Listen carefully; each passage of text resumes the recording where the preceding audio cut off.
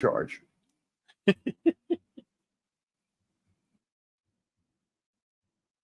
Well, hello, ladies and gentlemen, boys and girls of all ages. It's the show no one wanted. it's it's the show no one wanted, and it's here. We get 2 episodes of pain. For if you're true OG Star Wars fan. Now, my friend Jedi Bill is kidding here. We know that this is going to be a super high quality show. We have heard from people that they have totally turned this around and that this is probably the way. George Lucas himself said that Kenobi was the greatest thing Star Wars ever produced. So I think this could possibly be as good, if not better than Kenobi. Because I mean, Overcoat Leia just redefined what Star Wars is about. Now this is garbage. It was so, well, let's face it. So this cringeworthy. And I'm sure every second of these 2 episodes will be cringe and will be ultra painful for someone like me or an OG Star Wars fan to watch. This show is going to be one of the greatest experiences of our movie watching life. I've been assured by Leslie Headland. She told me there was a little something in it for me later. She had some roofies with her, and she said we're heading to the bar. I don't know what that means. But I can say for sure that I know that everyone's wrong but me. This is going to be the greatest Star Wars event ever. It's going to make the OT look like the garbage that they always say it is. Disney has been telling us for 10 years that the OT was a mistake and garbage, very misogynistic and horrible with no female characters, except Jennifer Lawrence, who's just in the prequels. So, I mean, what can we do here? This is time to set Star Wars straight. This is time for us to show people... If you guys don't have the means to do so and you want to dare to watch the horror show of the Acolyte episode or season 1, episode 1 and 2, you can choose to watch the horror show along with us right here at the Cosme link. And, you could judge for yourselves and, because that's what we're going to do. I don't know what the hell I'm walking into. Just that it's a shit show from Disney. We have deleted scenes. Who has arrived? Hey, deleted. I'm putting a poll on my channel right now, how so people can rate it A through F. Hey, deleted. What's up, buddy? Hello. Could we have just could you use your superpower of deletion and delete the Acolyte? And maybe Leslie Headland. And some of the crimes she committed. Ladies and gentlemen, Star Wars sometimes involves criminals and smugglers. We have a human trafficker writing this fucking show. I understand that you may like the first 2 episodes, but we always know episode 3 is a disaster. Yeah, it's not gonna work. But we will all judge for ourselves, and we will all endure the pain either together or separate. However you may choose. Maybe the wise choice would not to be watching at all, but hey, I you're entitled to your opinion, and we're here for fun to rip it in shreds and to react accordingly to this horror show called The Acolyte. So now remember, if we're wrong and this is somehow good, just like happened with Fallout, where we were unsure. We realigned our opinions as the show went along, and our opinions at the end were a little different than at the beginning when we were sort of fearful, and we thought that the early drop and that the early all the episodes being released at once could be a terrible sign. It turned out that show was a little better than mid, which it was entertaining. It does not look like they have a good jump off point for season 2, but this show doesn't look like it has a good jump off point for episode 1. But let's see who wins the Squid Game. All right. So follow us over to the screening room and we'll start this horror show. Just to say for me, I had absolutely no intention of watching this whatsoever. But I'm going to give it a look here, and I'll give you my honest opinion as we go on. You know what? I thought I was safe. I was something like 900 miles away when I got the text, and I was like, I'll never be home in time.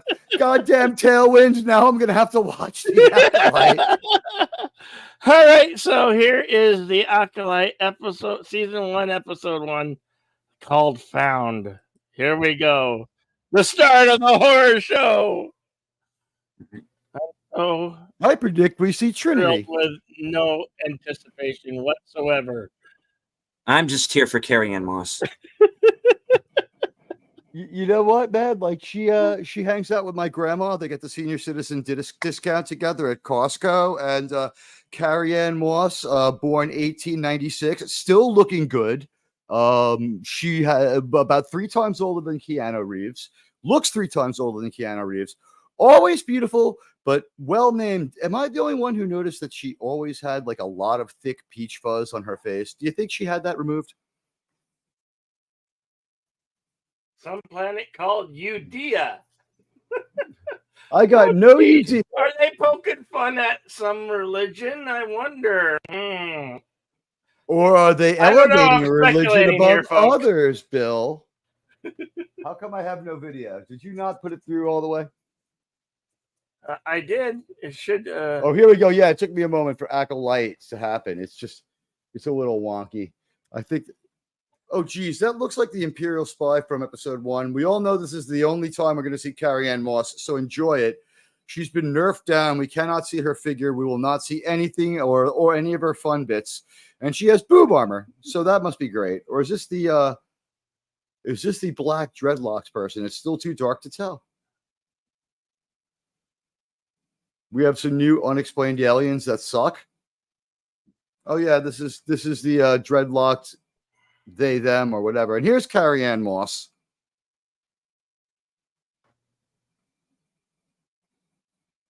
Okay, So we have one. We'll see. What the fuck? This is already idiotic. We made it 1 minute. Attack me with all your strength. Okay. Attack me. Is that what they? Is that a synonym for scissoring in the?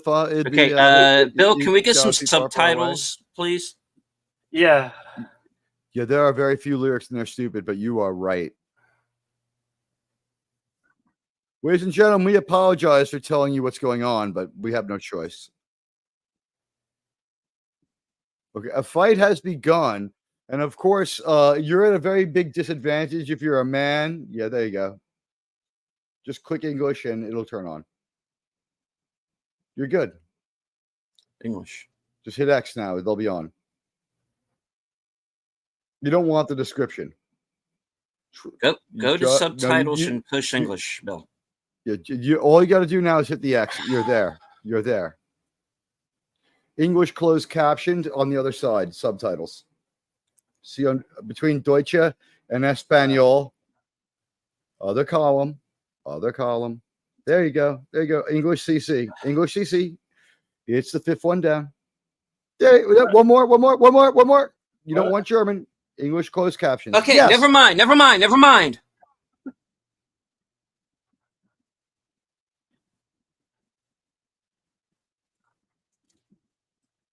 Default is fine.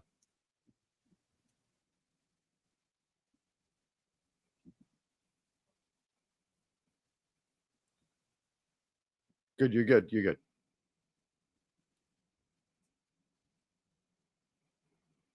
Why is there?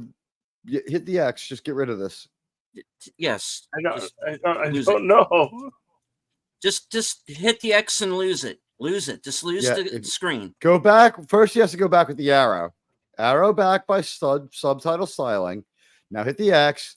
Now start this horse shit over again because we missed most of the stupidity. Sorry to say it, but we had to start this over. All right. We only missed 4 minutes. Guys, the first 4 minutes were as bad as we said. It's fine. It's fine. Do not do anything. Just drag back the taskbar, you madman. Okay. Well, I'm losing my laptop. No, the bottom at the blue line. There you go. Yeah. You drag that back, the little white ball. There you go. Yes. Okay, guys. We have a new beginning here. Now pay attention. This is as much fun and as much new stuff as you'll get. We're going to see Stormtrooper helmets, and we're going to see L3, and we're going to see Kylo Ben, and all our friends from Star Wars that we don't care about anymore. and we'll see Blobafat. Stop. Pause. Oh no. You put on audio description. Go back to the keyboard. All right. Everybody Close. chill. Just turn off the description and you'll be fine. No, not. Yeah, there you go. Just hit Yeah, English. yeah. Okay, Cool. we're good. And now you can just hit play and we're set. 100 years before the rise of the Empire, there's a time of peace. The Jedi Order and the Galactic Republic have prospered for centuries without war. That's bullshit. One came from the other. They're already wrong. But in the dark corners of the galaxy, a powerful few learn to use the Force in secret. That might be true. One of them, a lone assassin, risks discovery to seek revenge. Now, the Galactic Republic and the Jedi Order are fine, but the Sith come from the Jedi. So, nice subtitles. I'm going to get out my monocle. Do you need Just one? leave well enough alone.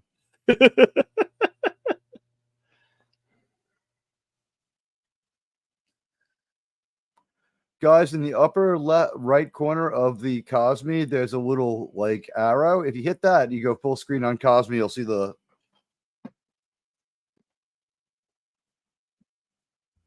Now, this looks a lot like the Imperial Spy from episode 4. Credits. I need something more substantial.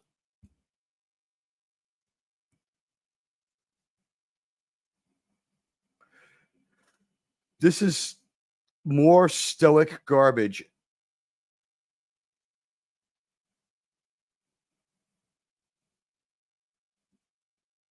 Anyone able to name that alien out there in the stream? Hi, and hi, everybody. No.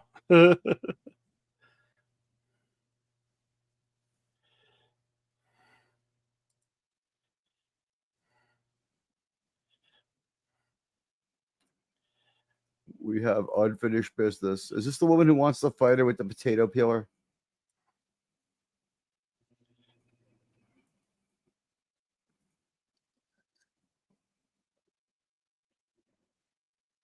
This is about the dumbest expression.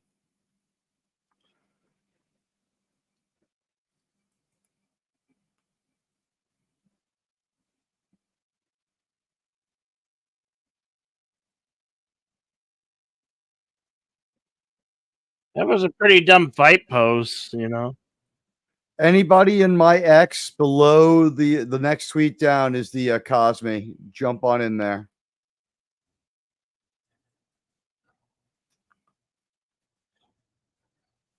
Cut. Lots of cuts in this fight. Good thing that guy was too stupid to pull out his gun for a whole minute and froze while he couldn't do it and just stared her down, or them down. Didn't Headley, her only notable works have been like documentaries? They haven't been like any actual shows or TV. There were shorts as well. There were short documentaries like why women are better than men and how come every man should be deleted from the planet so we could go on with peace. How we could we now have, Leslie Headland is known to say we have the capacity to clone only women and we can just get rid of men. And you can see in this show that's what they've done. Well, my understanding was she was the showrunner on Russian Doll, and another show I don't know nothing about. She apparently wrote a couple of episodes of a show called Terriers, which I actually liked quite a bit. It was about private investigators. Donald Logue was in it, and I keep forgetting the other guy's name. He was a really good actor, though. That was a decent show. Didn't last. I want to know who Harvey Weinstein burned to give that fucking fuck you. I don't like you anymore. I'm giving your writing credit to Leslie. I'm going to make her into a star. Because so far, the Star Wars games I played with my friends in my backyard are better than this.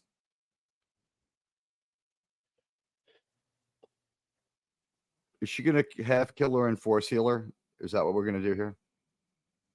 Because that's what we did last time.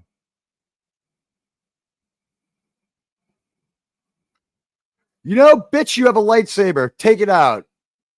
This is an idiotic fight. Why not freeze her with the Force and slap the shit out of her? You get COVID now. How did you not know who it was? This dude looks weird.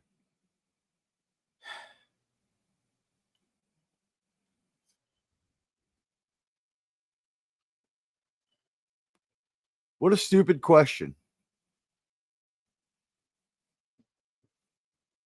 Did she pull into her hand with the Force? Is that what I just saw?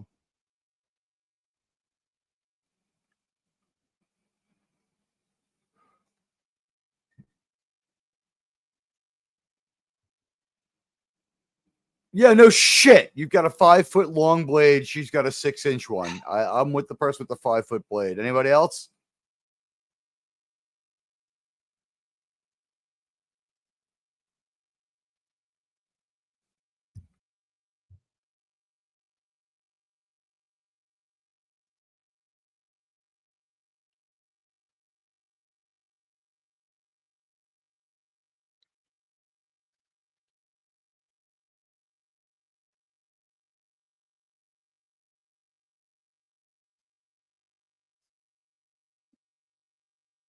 Is this version Really? A Jedi killed by a knife?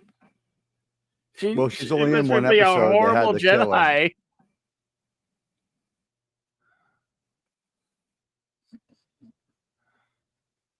Jedi. We'll know if she's a Jedi in a minute, because if she doesn't disappear, didn't they? She had every advantage in this fight. She is a shit character. She is a shit character. They should have had Amanda Plummer player. No one cared. Didn't that lightsaber can be useful. The Star Wars, they have force healing. Couldn't she do that if she's a good Jedi at all? Yeah, apparently you can't. Are they forgetting their own? They're forgetting their own rules that they've established.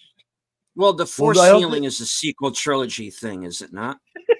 No, the force healing actually deleted is a Star Wars video game thing for years, but it was fine in video games. We're not skipping this intro. How many producers? They actually wrote music for it. Wow. It's the first Star Wars show to have music in a while. Oh, they're skipping the credits because they don't want us to know there's 25 producers. What's with Timok here, the Last Dragon? What the fuck is this individual's problem? This is the good twin. Oh, is that the deal?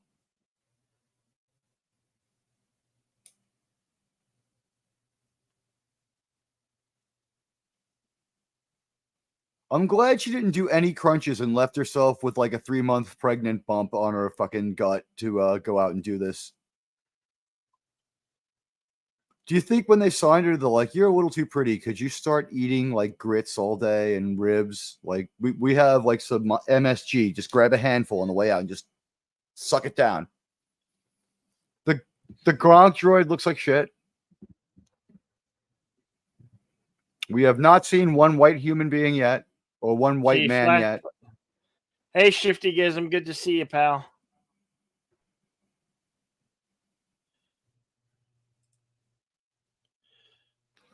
So she's the bestest ever. She's got to save this ship, but maybe if there was a white guy around, Maris, good to see you, man. How many minutes are we into this? Oh wow! Suddenly there's gravity in Star Wars space that didn't have a problem for Space Leia. I'm sure it's more or less like Star Trek. They got gravity boots. They're magnetized boots. Yeah, that's like new S. Holka didn't need them.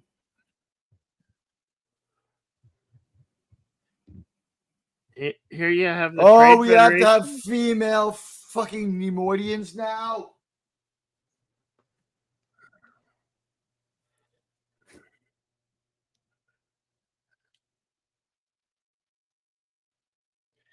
Those helmets don't even look appropriate for space. Do they think this is some kind of a good joke? I mean, there's like no.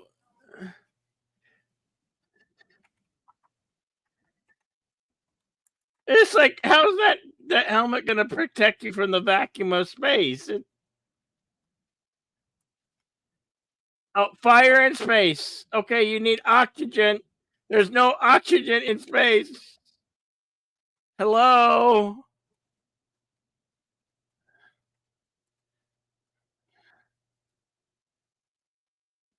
There should be no fire. Where's the oxygen coming from? What the hell? It's space fire, Jedi Bill. Where's your sense of where's? It's about the laughter of a child, Jedi Bill, and you're just destroying that. Are we led to believe that they're in some atmosphere that has oxygen? They're not actually in space. I'm ready to believe that that's a plasma fire more than I can believe that when the Jedi ship flies by, the male Nemoidian looks at the female Nemoidian with complete stupidity, and the female Nemoidian fills them in. Oh, it's Jedis. We still have not seen a white male. We've seen one white person. They are female. They are dead. They got what they deserve for having the nerve to walk around showing their privilege. She's a mechanic.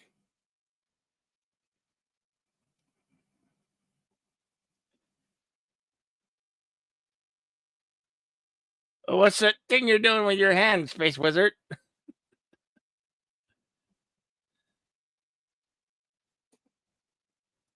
Yeah, not too believable. We are not going to let a white man show up until the 20 minute. When we see a white man, I want you to check the time code. Chill. It's okay. Okay, we got it.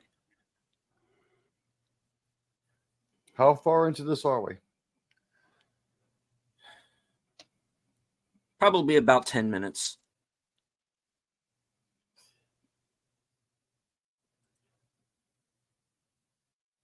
Yeah, okay, 12 minutes. I'd say we're being pretty conspicuous about making sure with certain people don't show up, aren't we?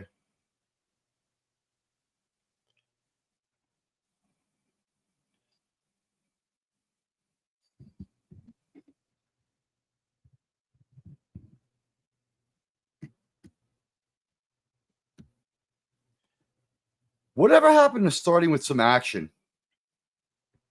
I think that's what the fight scene was at the beginning. They did that. I mean, but that was lame in like 1 minute, and like there was no we knew who was going to win immediately, and then they just pulled the rug out from under us in a dumb way. Like she was a great Jedi till she needed to be.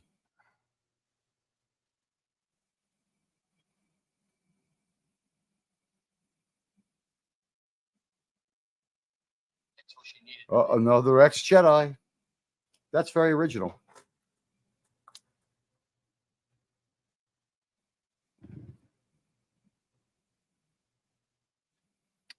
So now if you even throw into Jedi, they fuck you up for life.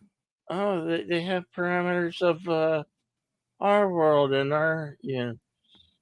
You would figure like a doctor, if you didn't make it, you could be a pharmacist and do well. But if you're a Jedi, like they don't have like those douchebags with the spinning lightsabers who go around and intimidate people for the Sith. Just set these Force losers loose with a grudge. That's smart, isn't it? There's no way they'll fall to the dark side. Teach them everything you know, then throw them out.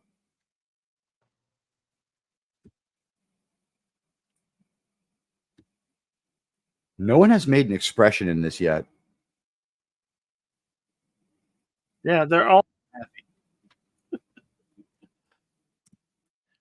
But they're getting a paycheck for doing this.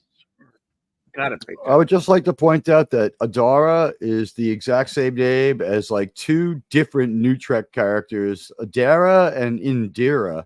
So these bad robot writers do not have any original ideas. They just watch each other and copy it. I don't think anybody with bad robot was anywhere near this.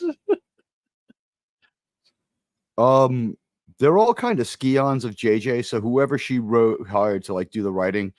We already have a mystery box, don't we? Why did they kill that person? It took 1 minute to get a mystery box. So it's JJ's style. And they are not saying anything of substance.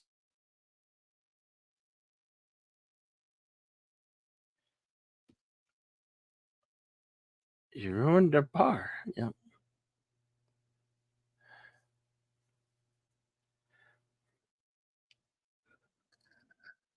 That guy could do a Jedi mind trick and tell him the truth right now. And he's like, there's nothing I can do. These people are stupid.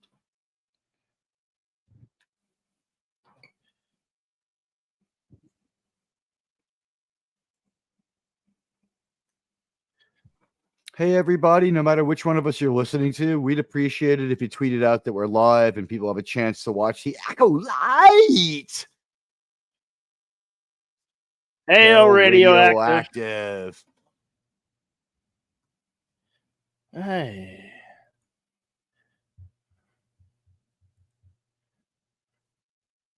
Hey, guys, it's Chorus Camp. We've been here before. It's a member berry. How awesome.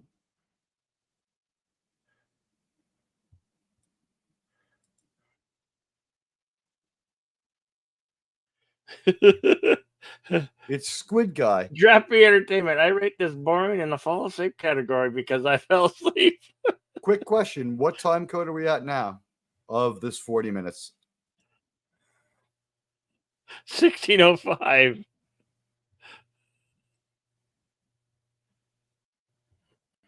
Now, it has to be an adult, but there are no white people here either. No white males here either. It's our Hail, 7th or 8th radioactive. location. For, Now, here comes a female who's going to tell this Asian man how to get things done right because he can only fight squids.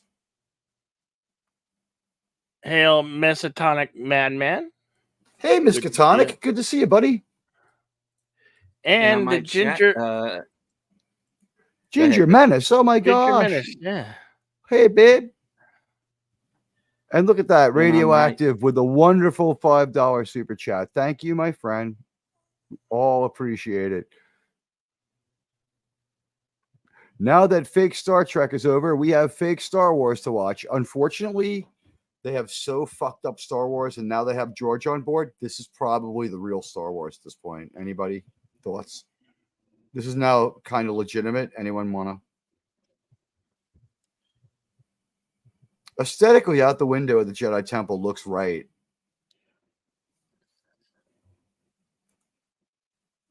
Hey, it's Shrek without ears. It's another woman who was forced to shave her head, and then they painted dots on it. What I heard about the Acolyte, it was more or less going to be Frozen turned into Star Wars. So I heard it was a prequel to the Phantom Menace. How close are we getting to the Frozen tropes in this Acolyte first episode? All I know is this Tavine from Star Trek New Trek. She was the one who was killed on Picard. That to make an example of. That's Tavine. I suppose she's here to die again.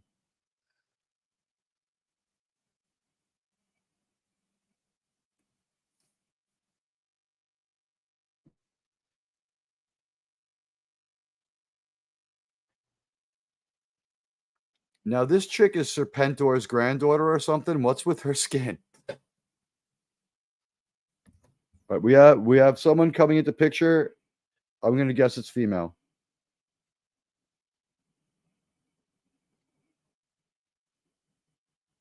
Man, the Jedi could never get shit done. They still suck, huh?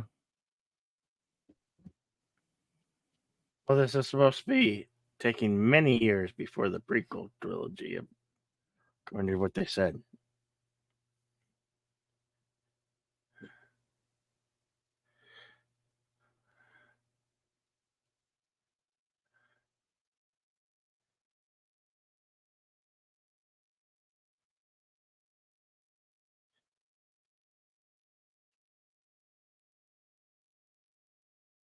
Yeah, basically all of these characters are pretty much long gone by the time we get to the prequels, unless somebody has a deal with God to live forever.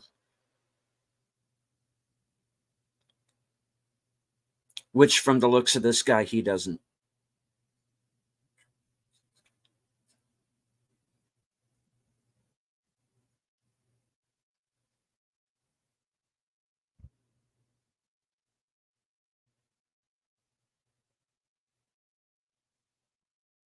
I'm sure he's having a great time. He's got a parasite as a gag.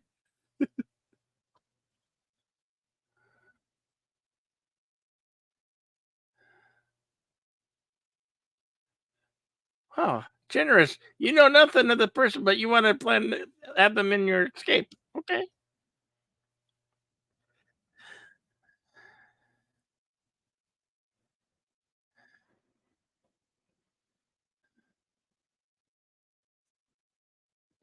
And hello to our man from the future, Sashi, and also Winter Soldier.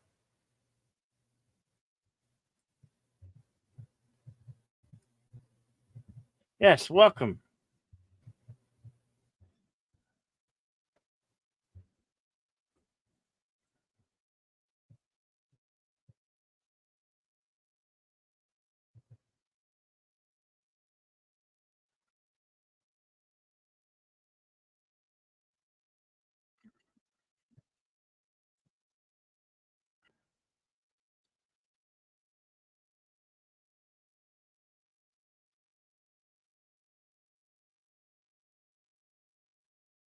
Ow.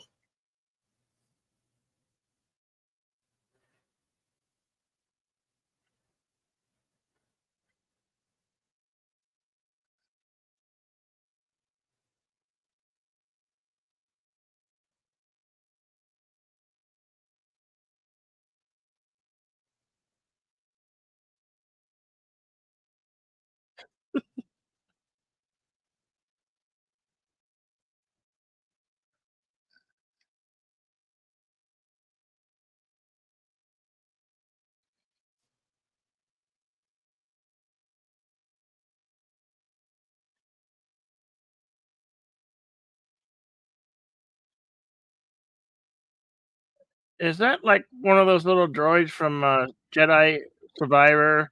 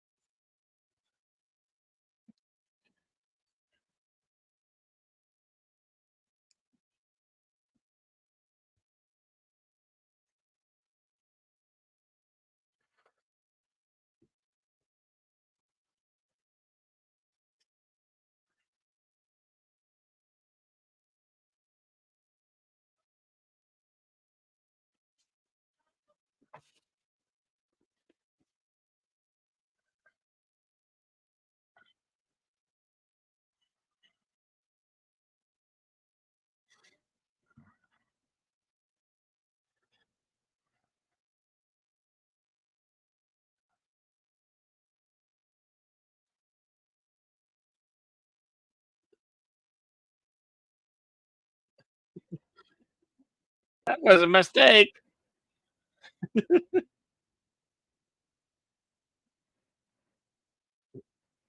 Oh yeah, no.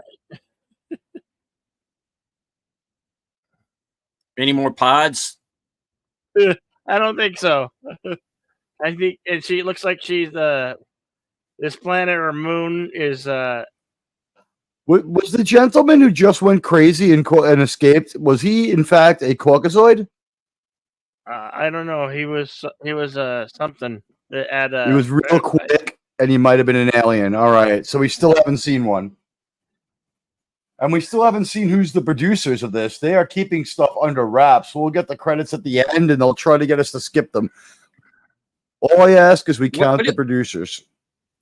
Okay, what does it matter who the producers are? I think we pretty much know already, right? What if there's 18 or 25 of them and it's conspicuous, like with New Trek or like with Marvel?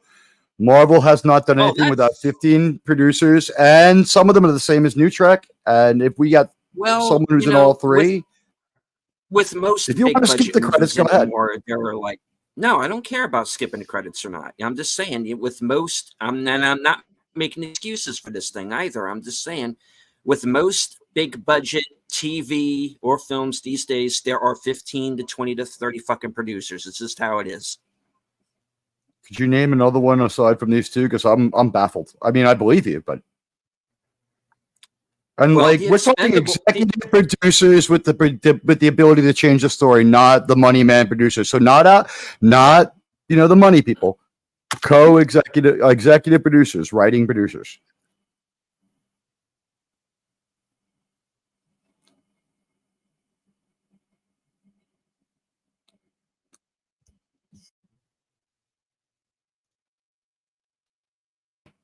And I'll bet you $5 right now, Brad Winstead is one of them.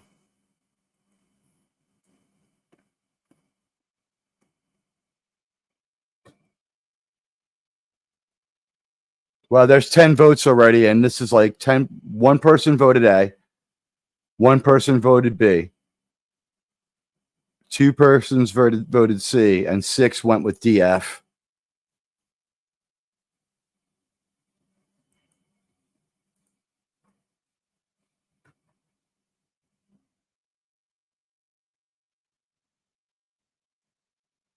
Do me a favor, tell me the time code.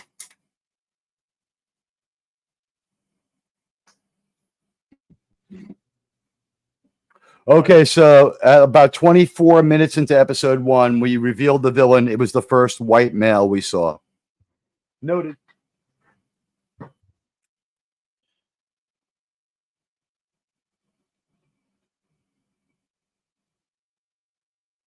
Oh, he's a henchman.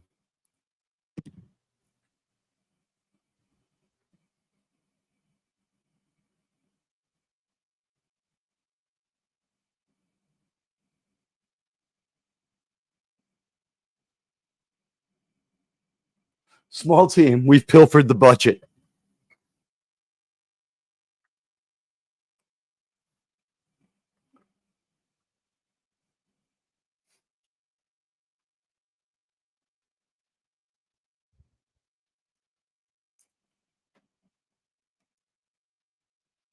So which twin is this now? This is the non-evil one. I don't know. The tech clothes kind of, if they got the aesthetic right, and we don't know, but usually the rebels have like tech kind of clothes. Hey, everybody.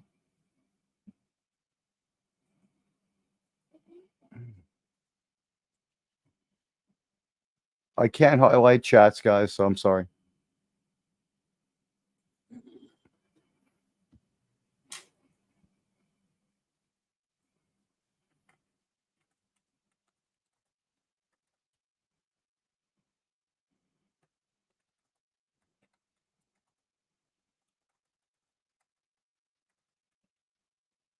Are we talking Star Wars Anarchy miniseries? I don't know.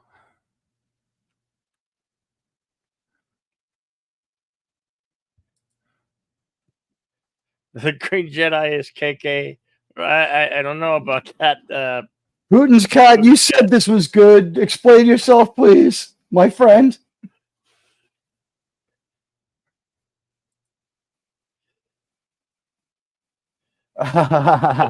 Yes, yes.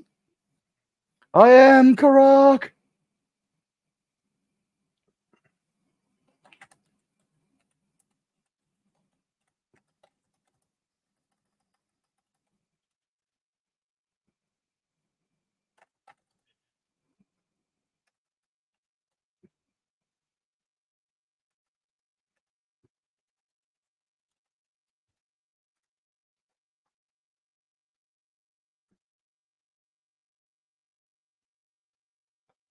Whoops.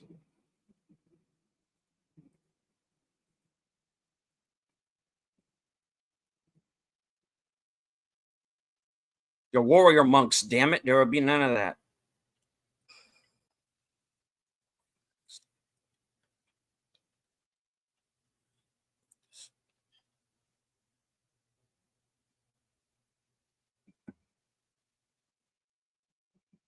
We've seen several successful Bechdel tests. I think we're about to see one again.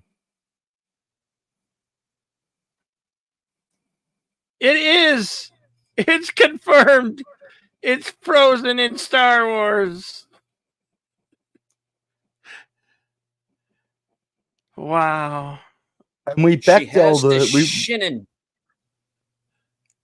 we re-Bechtel the story every like 6 or 7 minutes. We've done 4 Bechdel tests so far.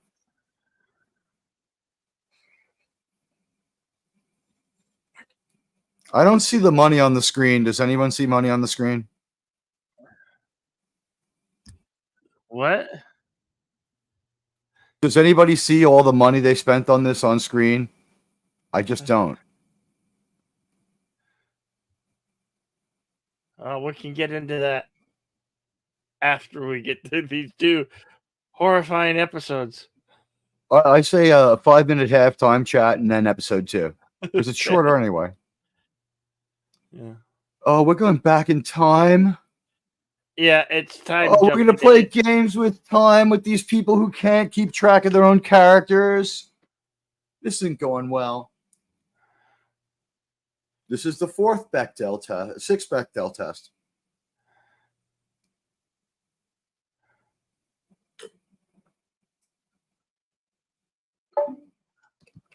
Now, remember, guys, according to Leslie Headland, at least I am not a Star Wars fan.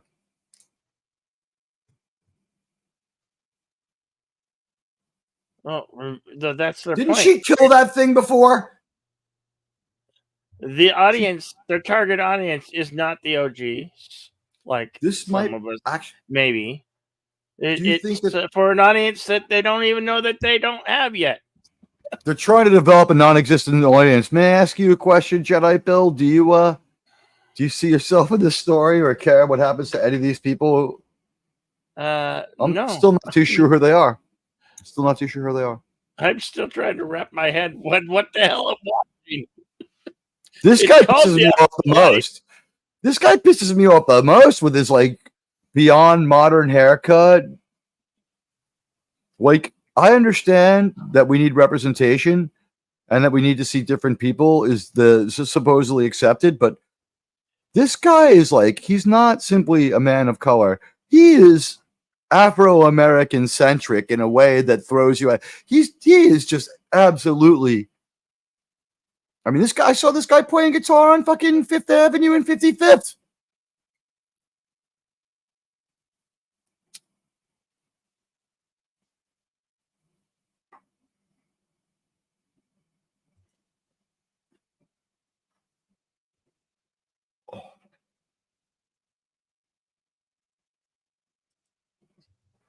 This guy looks like Norville from Velma.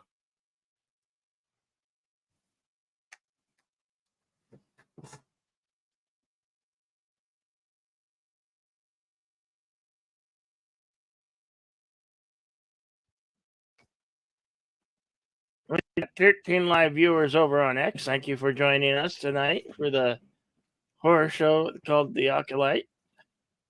And the over 300,000 people watching on my channel. I know that the government nerfs the numbers. We're going to say the real numbers.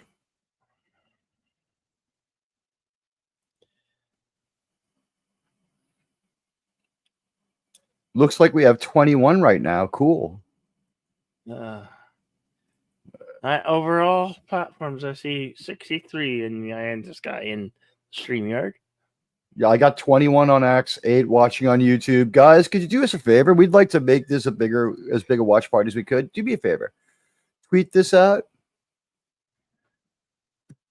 Oh, and Radioact, Jedi Bill, I meant to put that in the private chat, but could you highlight Radioactive's chat just to thank him for me? I want to acknowledge that.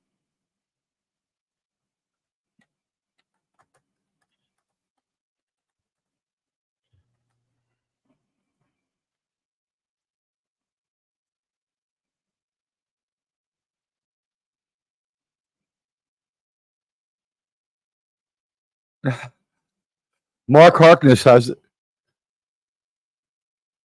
my channel guy. Mark Harkness has the best. Thank you. He has the best comment. Let me read it. I'll do it in the voice of Obi-Wan. You knew my franchise?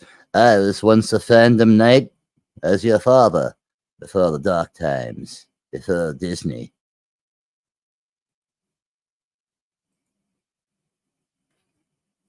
A young student named David Filoni, who was once a pupil of mine before he turned to idiocy, betrayed and murdered Star Wars fans. He's more machine now than man, idiotic and mechanical. Gold lightsaber. When's the last time we outright saw that? Is that maybe new? Anything's possible. And I forgot what color she had. Well, I thought we had like bluish white, green for the good guys, and red for the bad guys.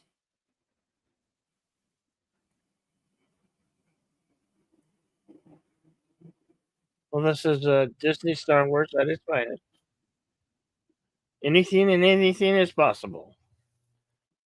This is now George Lucas and Disney Star Wars. We can't give it a pass. He didn't say stop it. He's part of this now. I might be alone on that one.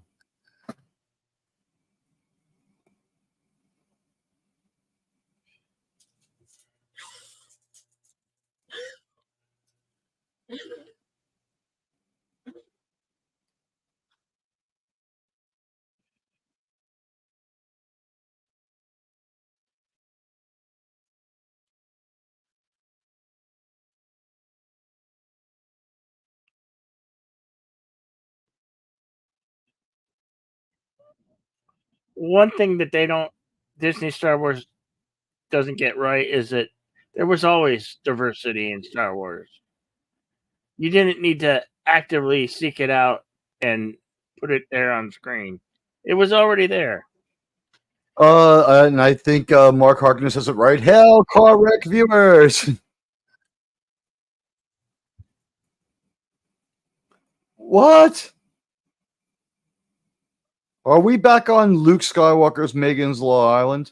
This one was directed by Leslie Headland, written by Leslie Headland.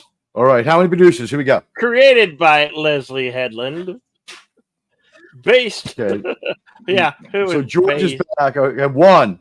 Executive producer Leslie Headland. 2, 3. Okay. 4, 5. 6, 7. 8, 9, 10. Consulting producers. 11, 12. They're coming up with different appellations. 13. 14. 15, 16.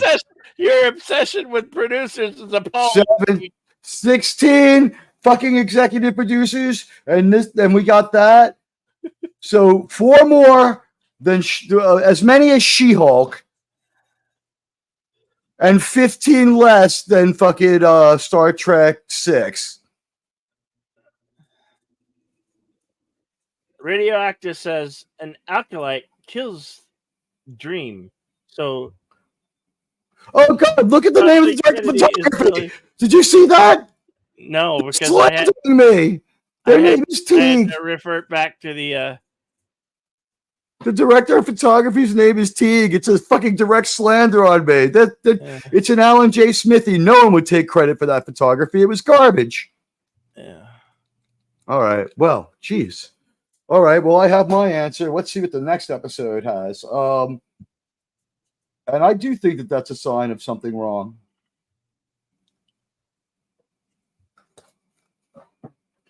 I might be alone in that, but find me a show that hasn't done it that's good. I can find you ones that haven't that are. All right. Bill, I have to head out because some of us have to work in the morning. Yes, we understand. To everyone who is watching the show on my stream, I'm going to go ahead and cut things off here. You can join Bill Teague's channel. My opinion on the episode itself is it's pretty much standard Disney Star Wars in look, in tone. I think it looks just a little bit better compared to Boba Fett. It's very not to over talk it too much, but like it does actually. I'm going to give it that much. It looks better than Boba Fett by a lot. It doesn't look like Star Trek by mistake. All right, Bill. Thank you very much for having me on. I appreciate it. Good luck to you for the rest of the series if you're going to go past tonight. But I think I will. I think I'm going to leave it off here. Thank you. Okay. You have to say your parting words though. I have to say it.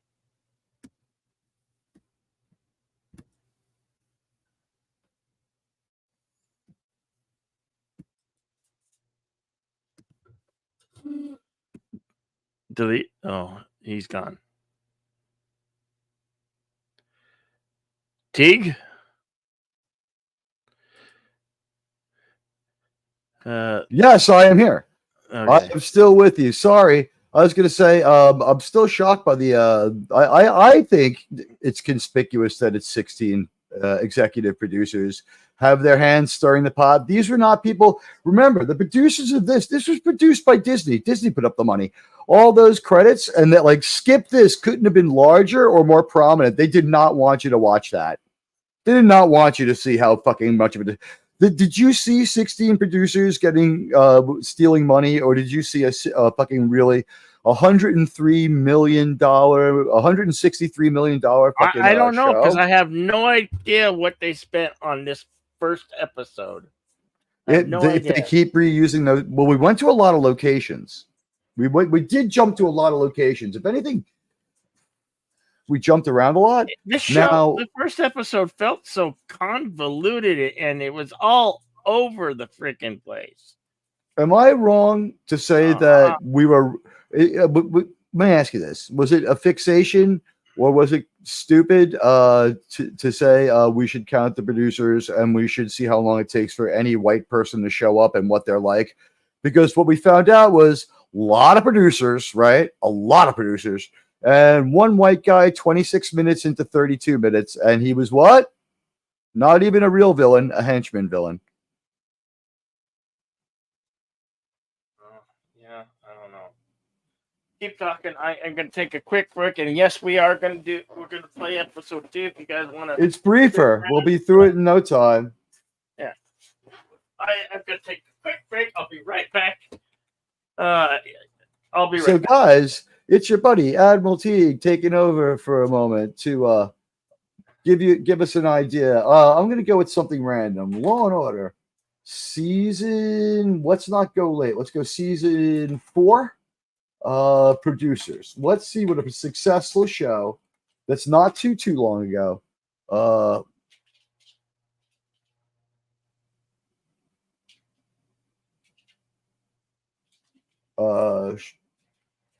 Let's see.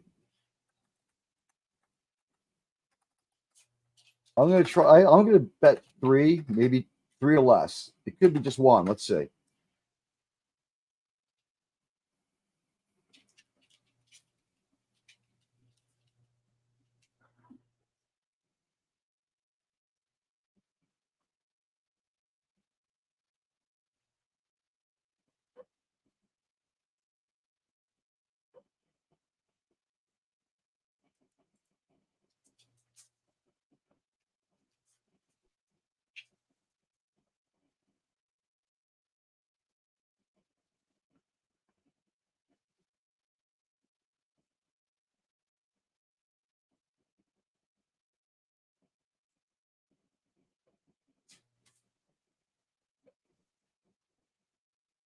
All right, I'm back. Sorry, guys, for the conspicuous quiet. I'm looking here. I'm trying to find something. Okay, so here we go.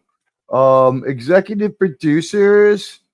There are 2 per episode for season 20. There are only 2 producers for all of season 24 of a successful show.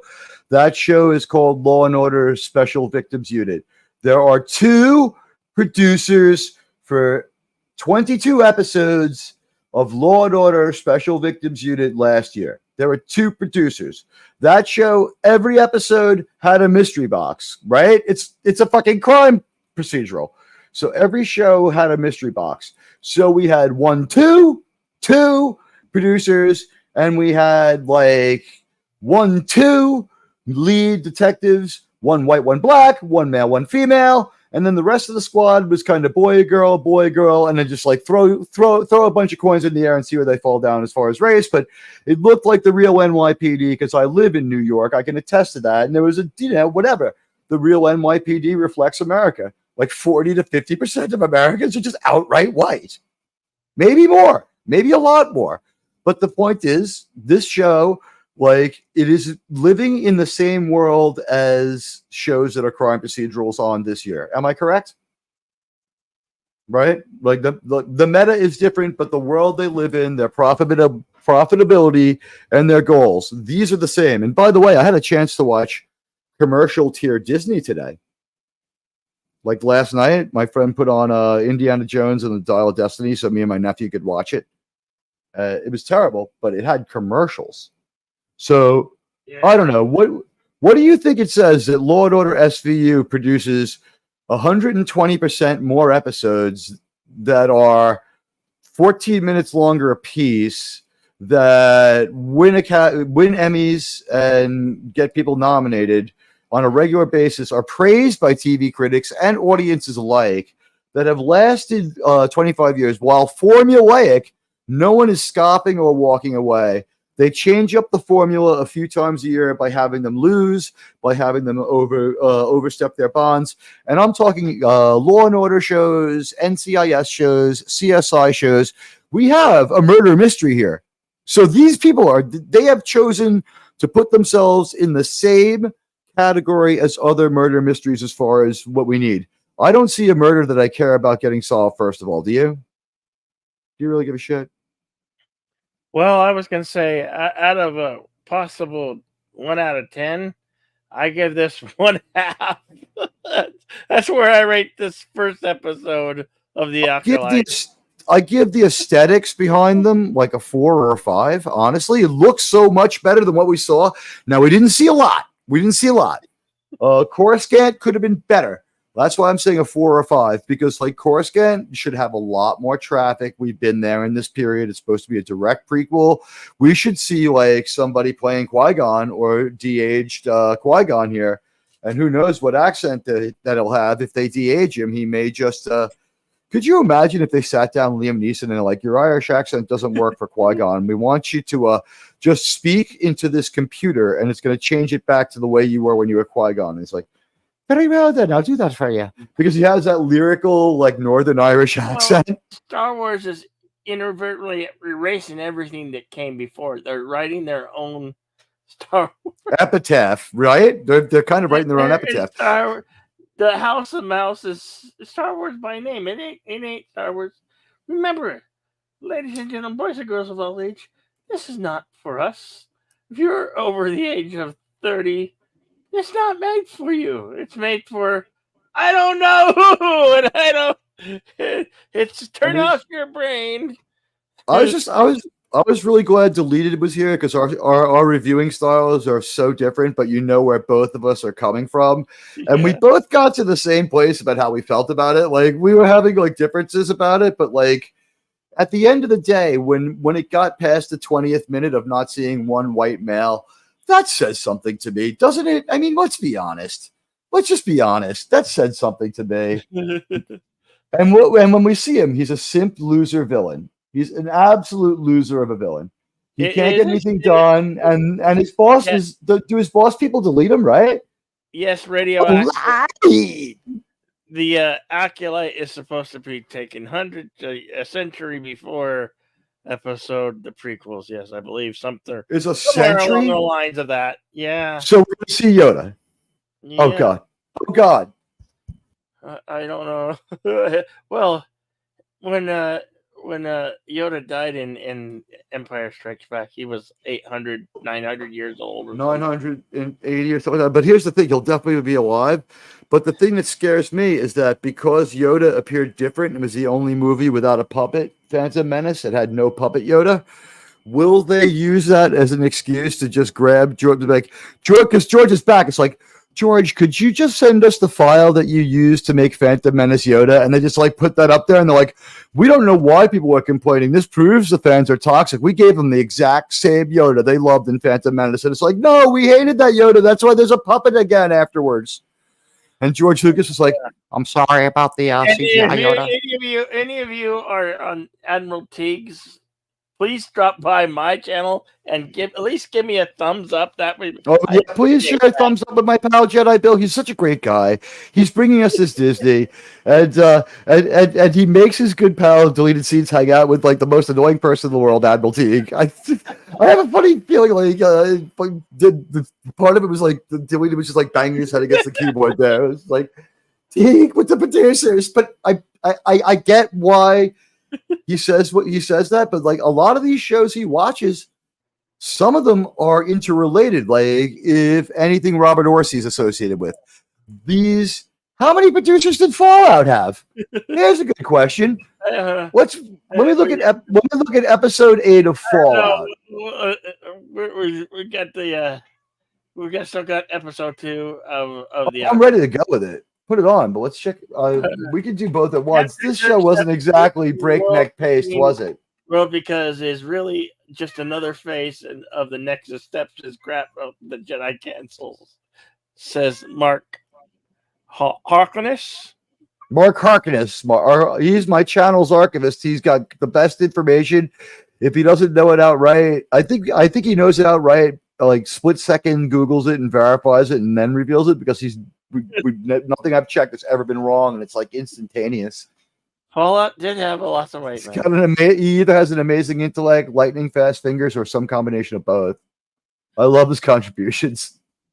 And Putin's Cat is just the best fucking YouTube screen name. I love your name, Putin's Cat. Hit that like yes, please, for Jedi Bill and myself. We both very much appreciate it. We like likes. We're in love with love. We want to be loved. We bring you bad shows with good watch parties. I mean, I refuse to take this shit seriously until it earns my respect. We have just been dragged to the mud by Star Wars. If you guys wish to dare to watch episode Thank you, Putin's Cat. Of the Acolyte. You may follow us over to the screening room where you can, if you don't have the means to watch it, well, you could watch it in our screening room. Okay, episode 2, season 1 of the Acolyte, Justice. And guys, if you could do us a favor, if you could tweet out we're live, or that would really help. And if you could watch on 2 devices so that we get our view, that also helps us both with ours. But if not, you're cool too. You're cool too.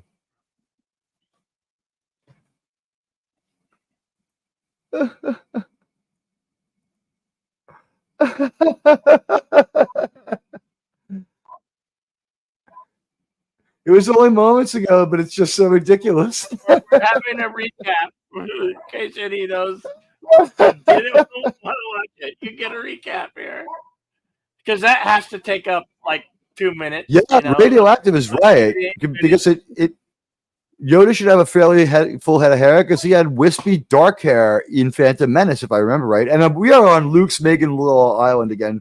So Vader, BB-8, 3PO, Kylo Ren, R2. 3 things I don't recognize in Boba Fett. Was one of them Captain Plasma or whatever the fuck that stupid character is called?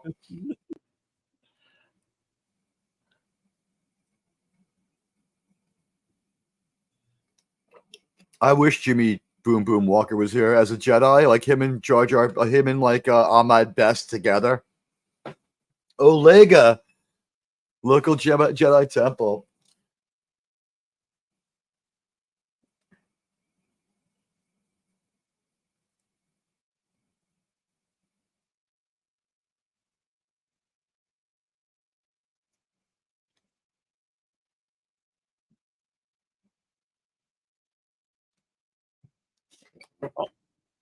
He threw a bomb on the robot. Oh, it's not a bomb. I don't know what it is. If it's not a bomb, what is it?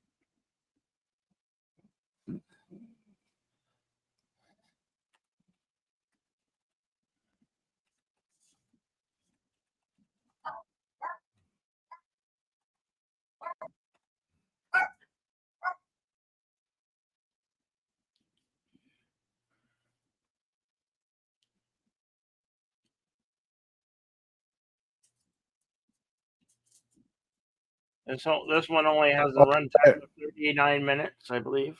38 minutes. All right. This is I got something to say here, Jedi Bill. What would you say if I told you that there was only one producer on Fallout episode 6, Toxic Love? Oh wait. The fuck is this? Sorry, wrong Fallout. What the hell is this?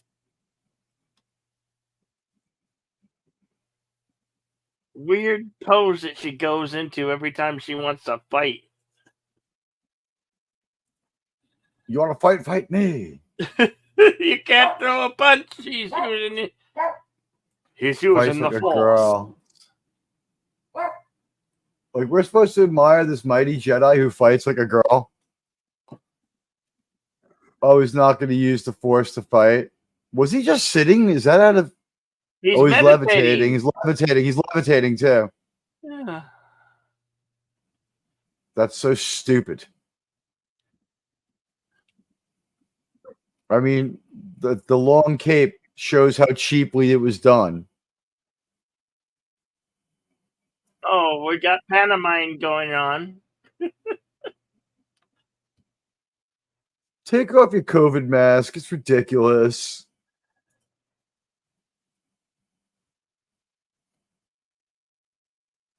Whether you're for or against any of these politics, having them represented to you like this is just going to make you sick or angry. Leslie does want to make. Is she the one who wants to make men uncomfortable? Did she enjoys that doing that, or is that No, somebody else? that's somebody. That's the director of Ray movie. Oh, we get an ad. I'm sorry. There's ads on. There's ads on. We made it through. We made it through like the majority of that though. Like it took till episode 2. That's not a bad mid roll. What the hell? I'm sorry for the ads. I can't do nothing about it.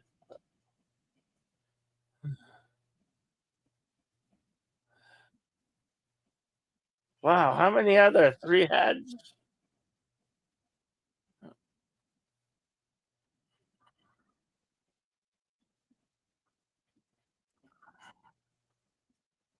You know, I used to think that paying a premium for streaming, you shouldn't have to have watch ads, but the House of Mouse is losing money, so they have to accommodate, I guess. So they need ads, just like everybody else. Everything revolves on ads.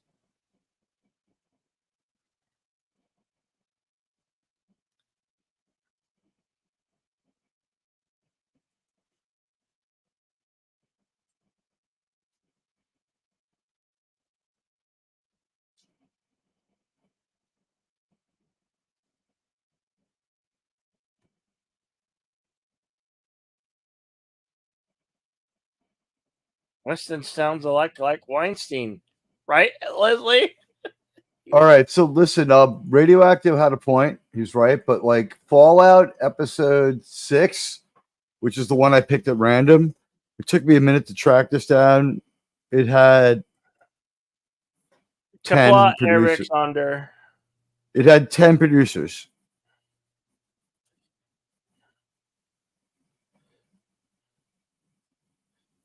But remember, half of the producers on Fallout produced the game. That person has to get a production credit. They have to be an executive producer.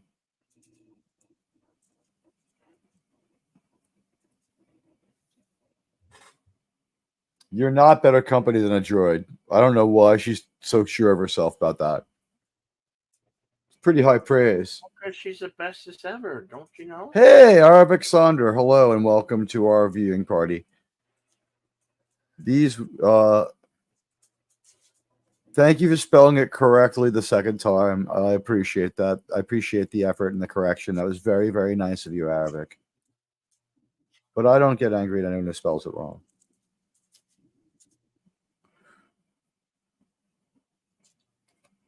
Right. So, by the way, I want to just say something. I was fair. I didn't count George Lucas in those 16 people.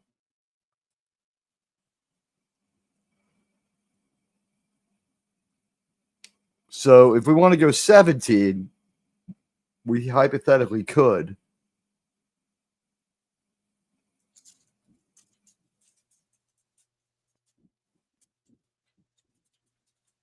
But this is exactly what they said it was.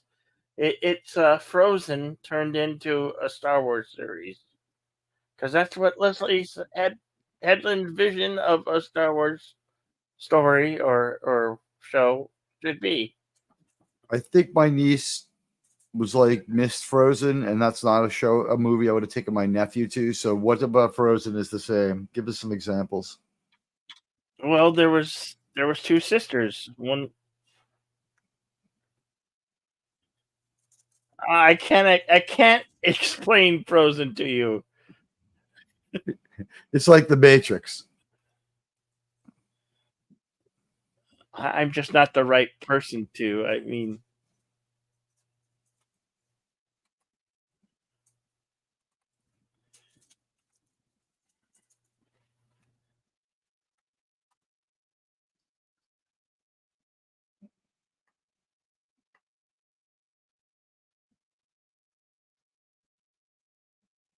Yeah. Why not? He identifies that way.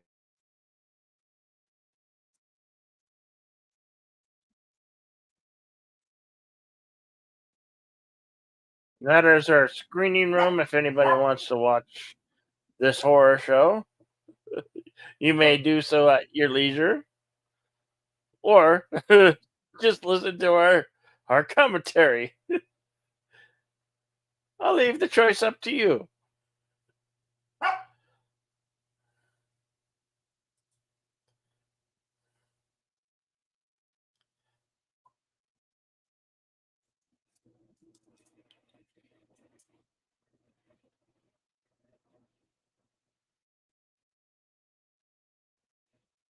Is that the Flash?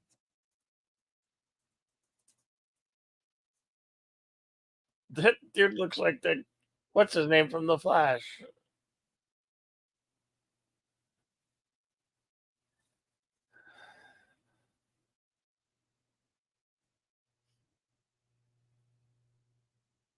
Looks like him.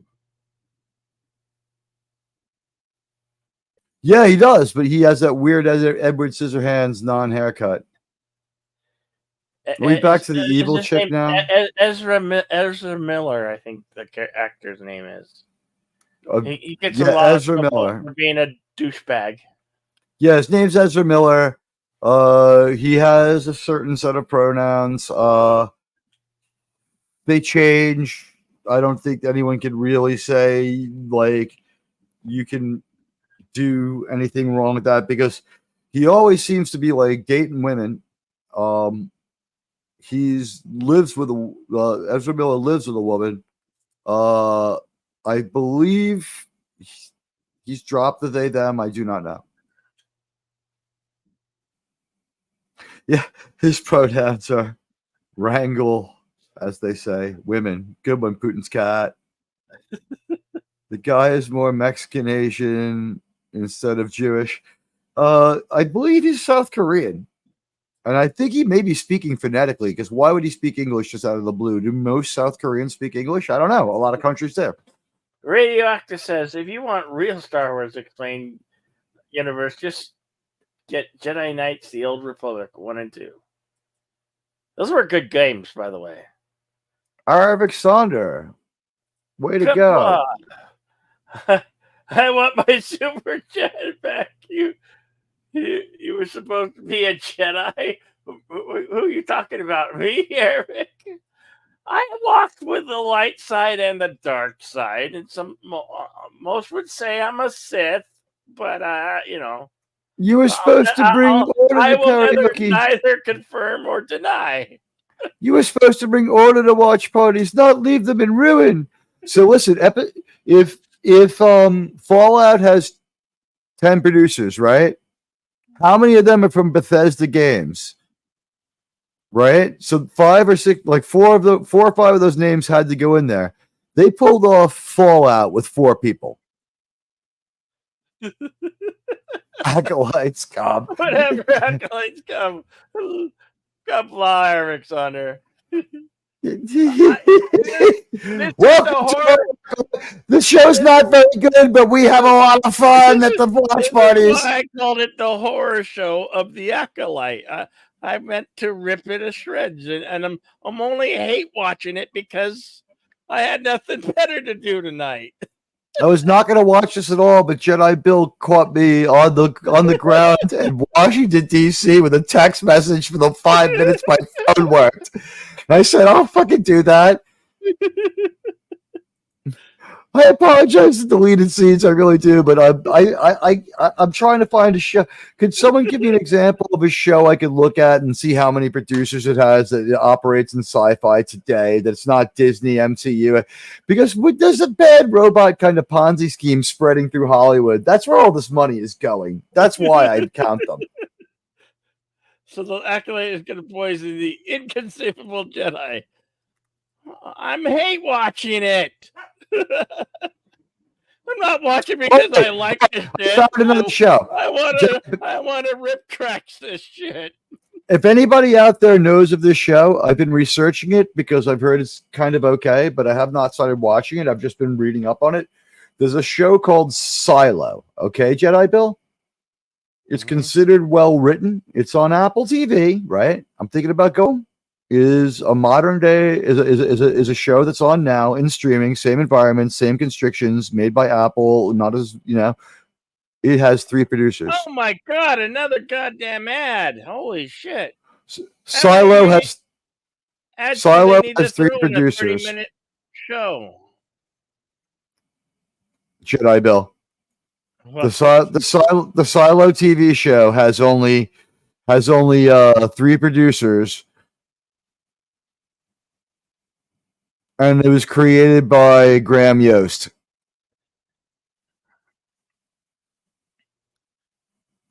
See if we come up with another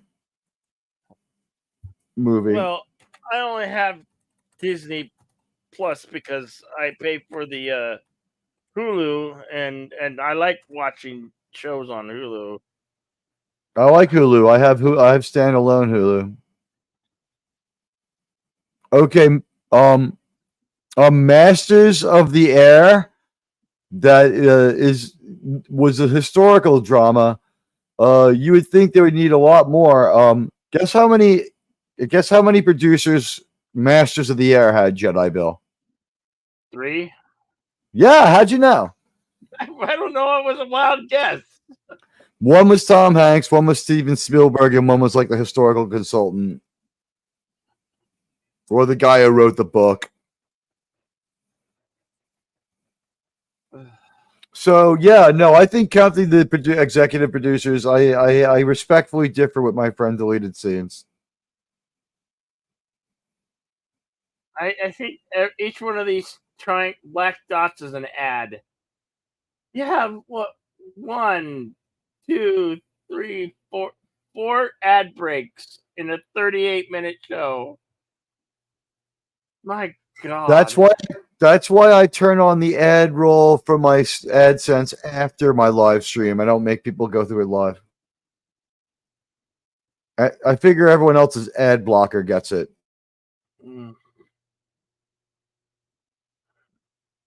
But I have to remember to fuck with it before every show. Well, I had to go use. I'm using my old school laptop to broadcast because you're doing a great job considering. My main PC is down for the count for a while. This weirdo Ginger is floating in the air doing nothing the whole show. He fucking sucks. Fat Jedi, says Putin's cat. Hi, Hello. Real Wade. Nice to see you. Hail, Real Wade Gaming Clips. Good to see you. Use your wrench to please put your channel in the chat. It's nice to see you.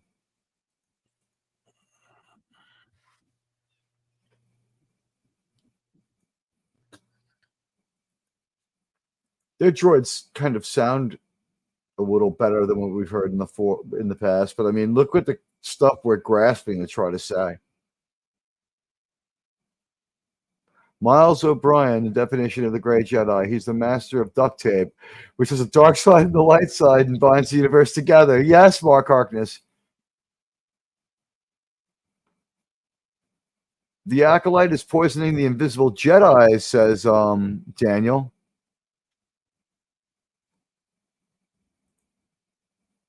Oh, white guy opened his eyes. White Jedi opened his eyes. You broke his meditation.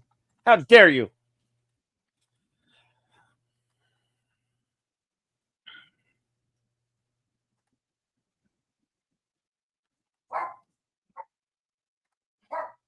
Well, he's been waiting for her. Okay.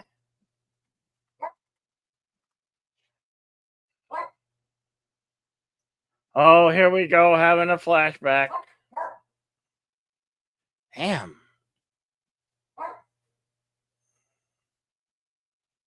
Flashback or what are they? Flashback or vision? Okay. Yellowstone 1923, which has to have an executive producer for the guy who starts Yellowstone, has 6 executive producers for 10 Why episodes. would he drink that? Why would he drink that? There's something she gave to him. Why would...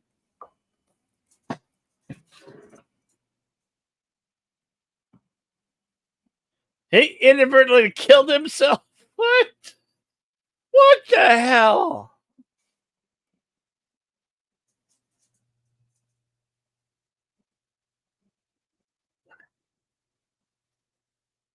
What? He inadvertently drank the poison. What the hell?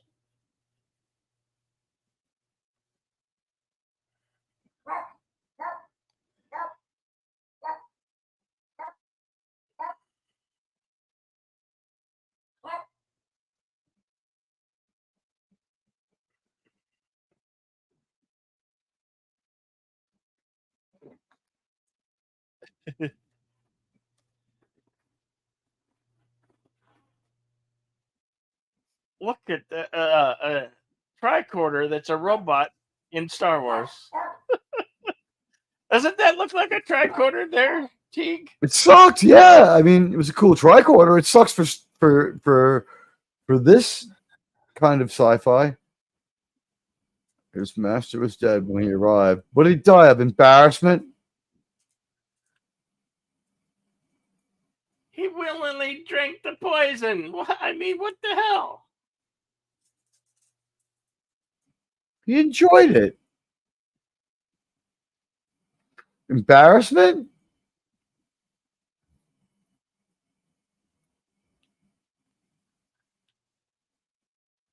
What is that? Is that the poison?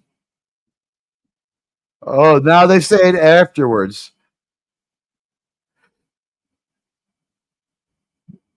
Wait.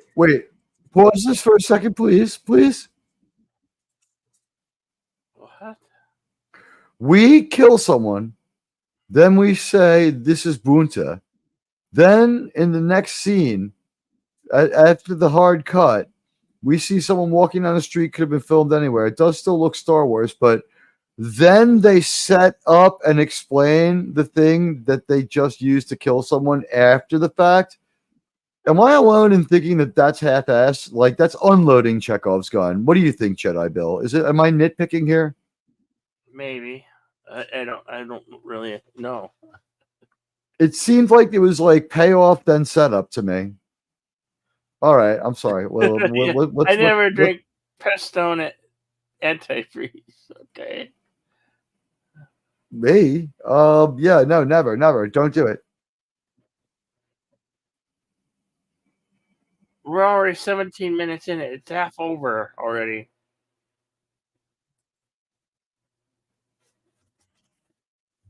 How long is this one? Very short.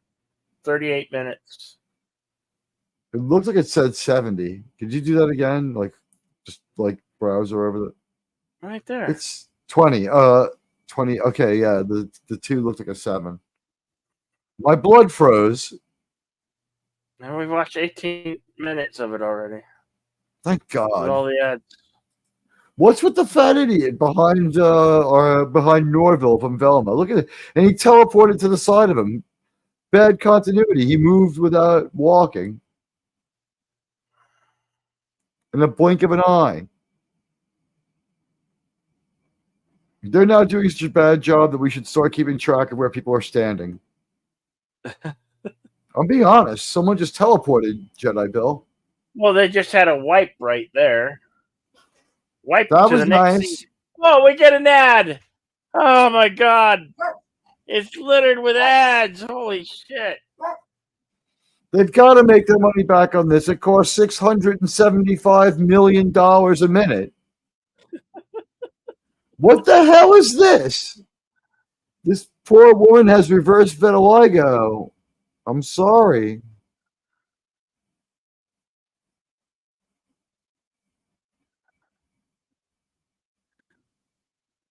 Dear Toho, make us 10 minus ones and keep the change.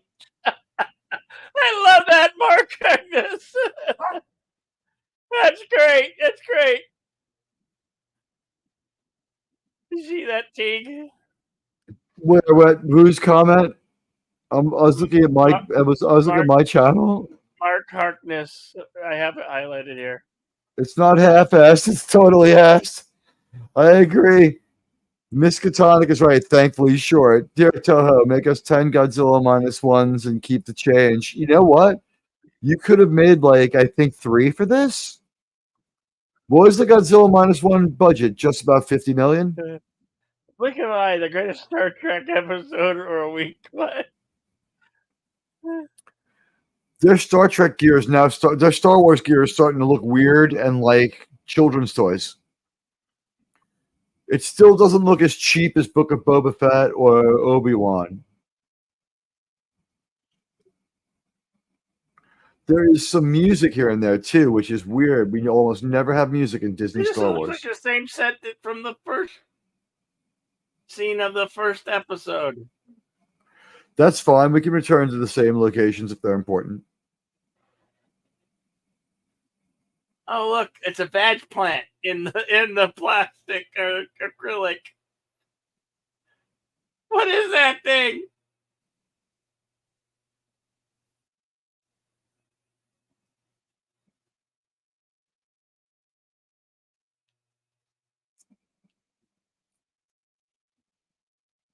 I think that is Ezra Miller. Is it? We would have heard about that. The damn near good doppelganger, that's for sure.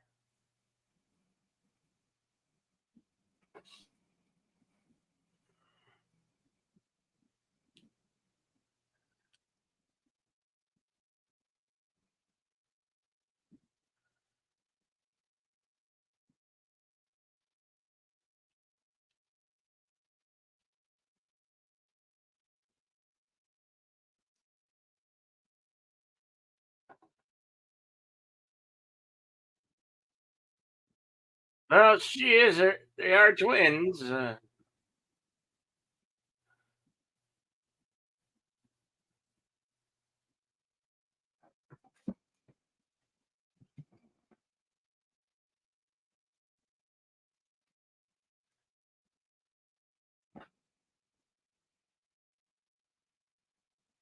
Jedis who don't use their lightsabers. His acting style is exactly like Ezra Miller. He's like he seems like he's spun up. They only bring out the lightsaber for show. Yeah, but like this guy acts like Ezra Miller. Like as far as his acting style, he acts like he's spun up and weird, just like Ezra Miller. Hey, DJ Play Nice. Hey, DJ. You're welcome. Oh, you rock too, man. You rock. The Stones rocked last night. This is a horror show. From the Rolling Stones to this.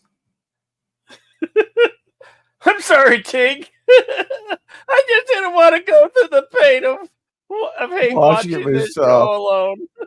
Episode 1 got 16 votes. I'm going to end the poll now because it was for episode 1. DF 62%. B 18%. C 12%. So B and C, like 30% of everybody thought it was mid. A 6%. We got to throw that out. Maybe, you know.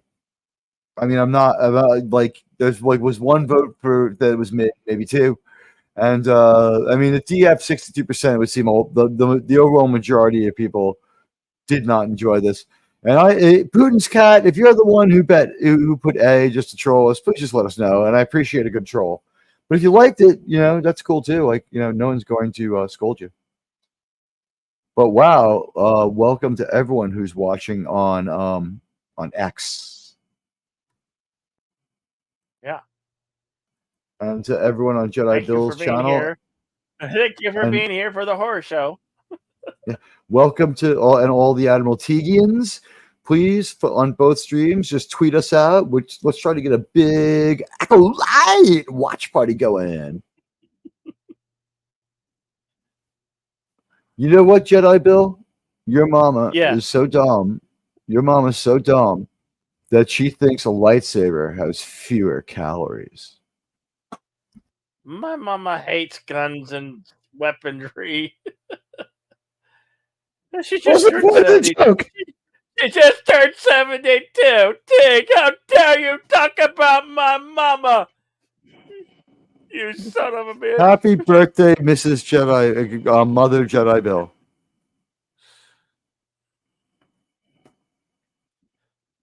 By the way, one of the characters in Star Trek was Indara, so like we're just groupthink here with all these weird writers. Too much shit pops up in all their stuff.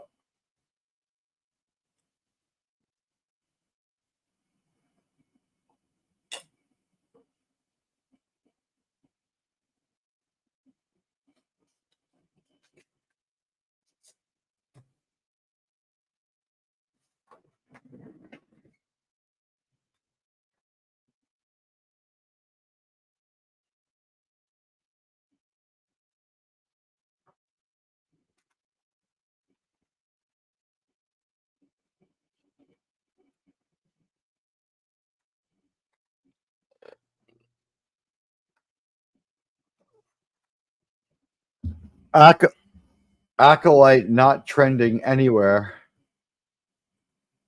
Did not autofill when I tried to tweet it.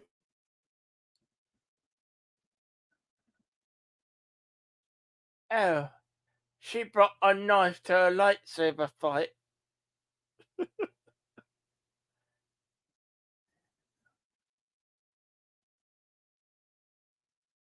Your kung fu is not better than my kung fu.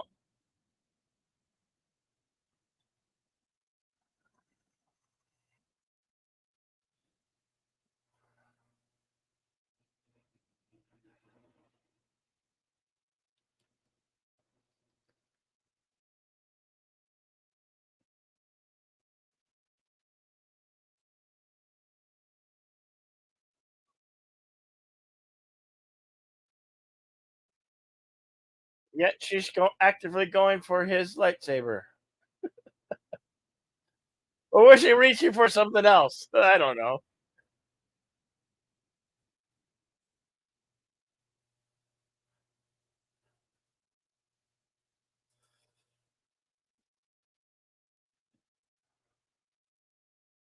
You discovered my weakness for small knives.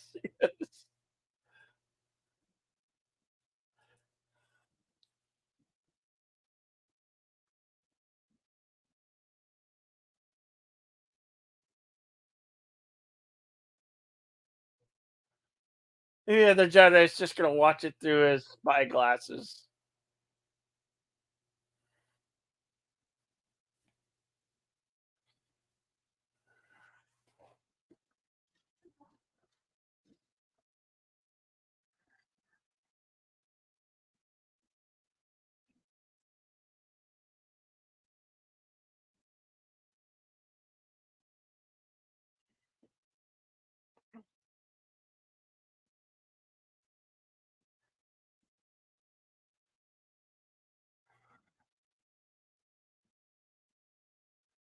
Another man who's hiding and won't be upfront about who he is.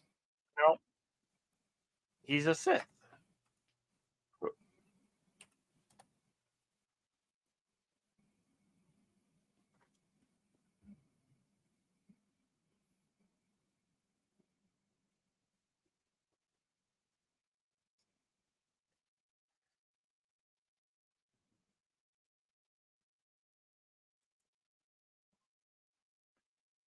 This is so strange.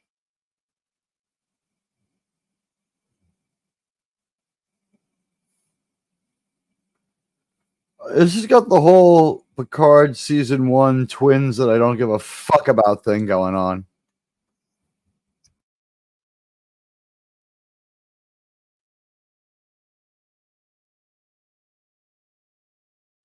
Oh, not she's.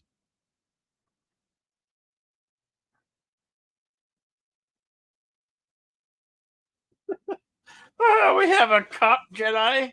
What?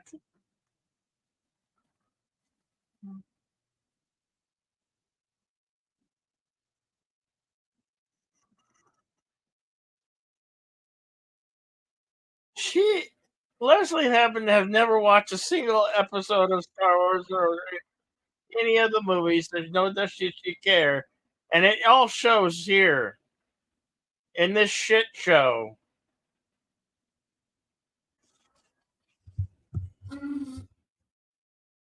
That's clearly what watching here is a shit show unfold. I can smell the shit.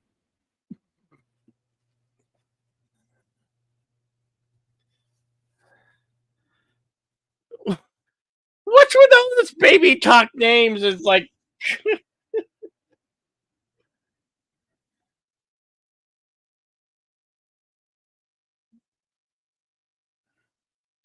can run over somebody, right? Damn it.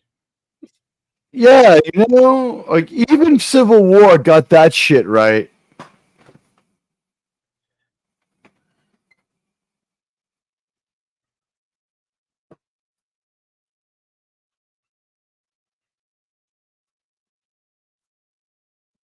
Okay, the two sisters have seen each other. They're locked eyes.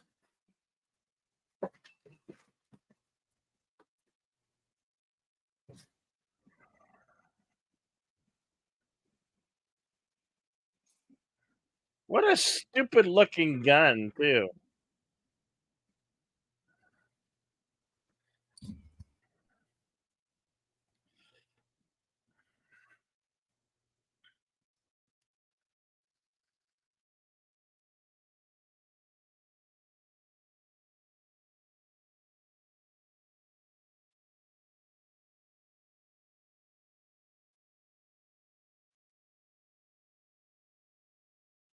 Hail edge of time.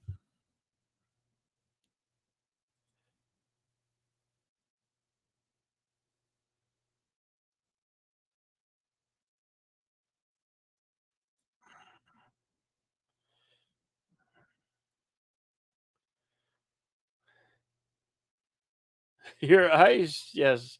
Yes, Mark Harkness.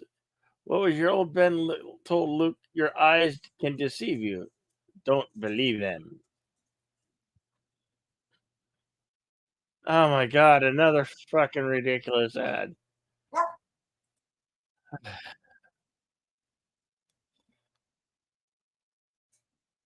This weird chick only knows about the Force thing with no eyes because she saw Rogue One. It's the only reason she knows about it, is my guess. Why the fuck isn't this bitch on Me Too Island? She was implicated in so many crimes. Allegedly.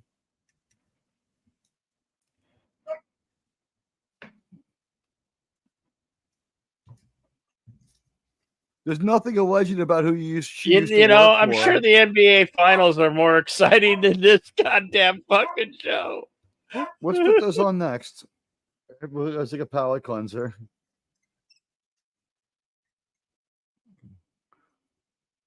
Who's playing in the NBA finals?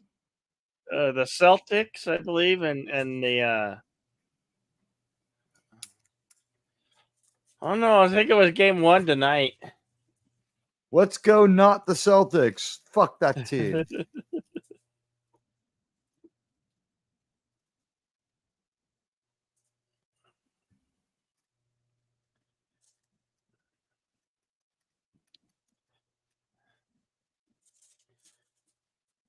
Oh God, people just talk about edgy stuff, and to be extra edgy, we hold a knife edge to people's throats now. We've doubled the edginess. It's showing and telling. And You know what's the difference between Ezra Miller and this guy is? This guy's a bit Latino. Or you know what? I reject this guy as a fellow Latino. This guy actually is a Latinx. This guy is a Latinx. I don't know. He could be Asian. He could be Asian, but here's the thing: there are Latino Asians. Engine time in the Cosmic Jet says dollar store Jedi. You said what? I saw it. I saw it. It was great. It was great. I could sense that you were about to read it, so I was like, I could hear you starting to giggle. So I was like, oh, let's let Jedi Bill have this one. He's got it, man. Is this the same crash ship from Andor? Exciting show. I don't know. That's another Star Wars something that I didn't watch. Oh, we have a Wookiee. Andor was at least not stupid. What the fuck? Wookiee? A force using we Wookiee? had no precedent for this. What the hell? What the hell? Wookiees don't use the force. What the fuck? Directed by Headland. Jason McCaff? Who the hell is he? Oh, God. God, how the force works. 1, 2, 3. Did I miss any? Did I miss any? 4, 5, 6, 7, 8, 9, 10, 11, 12, 13, Oh, Jesus. 14, 15, 16. We're still going. 16 again.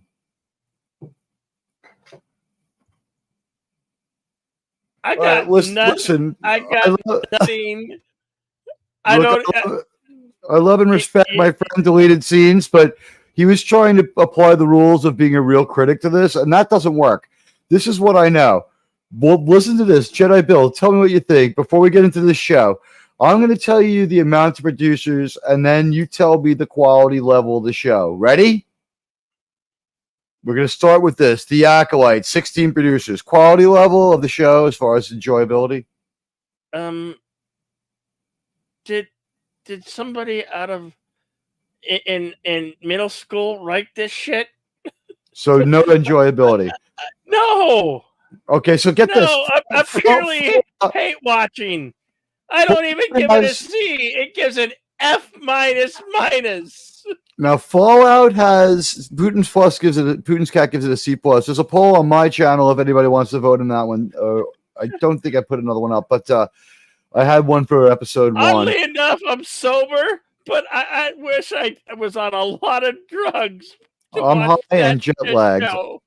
I'm high on weed and jet lagged. But episode and guys, this is I'm gonna call this weird shit right now, but Jedi Bill, just play this game with me before we really get into breaking this down. You ready? Yeah. I'm gonna name the show, and if you know the show, and if anyone in our audience knows the show, do me a favor and chime in the comments, and we'll figure out if this. Tell me if you see a trend.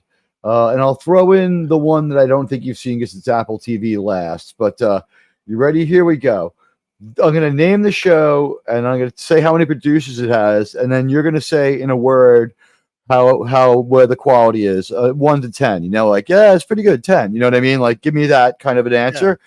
Let's do a quick list of this. And with all due respect to Deleted Scenes, I think he's missing something here because he's trying to be like an actual critic, and that doesn't work with this garbage. Ready?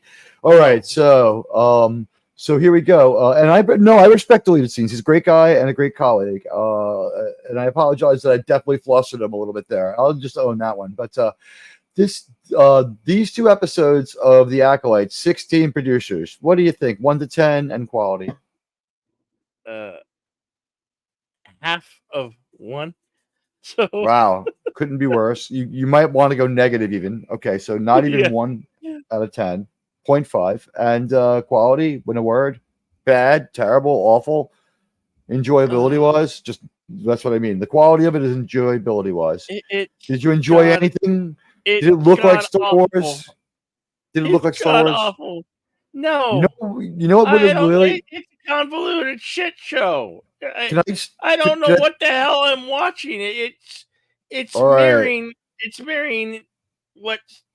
It's only by name. To have this associated with OG or any even Disney, it's a shit show and it's crap. And I purely hate watching the shit out of this because I don't know why. I must have lost some brain cells somewhere. I don't know. Yeah, so here we go. Maybe I like being kicked in the balls. I don't know. So Jedi Bill, work with me here. We got 16 producers for episodes 1 and 2 of this, and it's bad. It was 0.5, unenjoyable. So unenjoyable. And you're muted. I thought just unmuted myself too. Okay. Let me know if that happens again. All right, so here we go. So we tried Fallout. We thought it was high end mid. There were some problems, but it was very enjoyable. At the last episode, kind of tanked out bad, but we had a good time watching Fallout. It didn't hate us, and it was just like there were some problems, but not a lot. So here we go. Fallout has 10 producers. What would you rate it 1 to 10, and what would you rate it enjoyability wise? High end mid. Like it's not mediocre. It's a little better than mediocre, but it wasn't great. It was good. It was fine. Still give it a point. No, what would you give Fallout on a 1 to 10? Fallout had 10 producers. It's got Fallout like a 6, for me, right? like a 7.5. I gave it a 5. I gave some episodes 3s, some episodes 6s, and like 5 would be like probably the middle. The first 2 episodes, I think I gave like a 7 because they were good. The first 2. Mm-hmm. All right. So they had 10 producers, and that show was like, well, not great. It was by no means bad, and we all found it fairly enjoyable, and we had fun watching it, and the show didn't hate us. Yeah. Did you watch Yellowstone 1923? Yeah. Yellowstone 1923, I think was a good show. I would call that a very good show. What would you call it?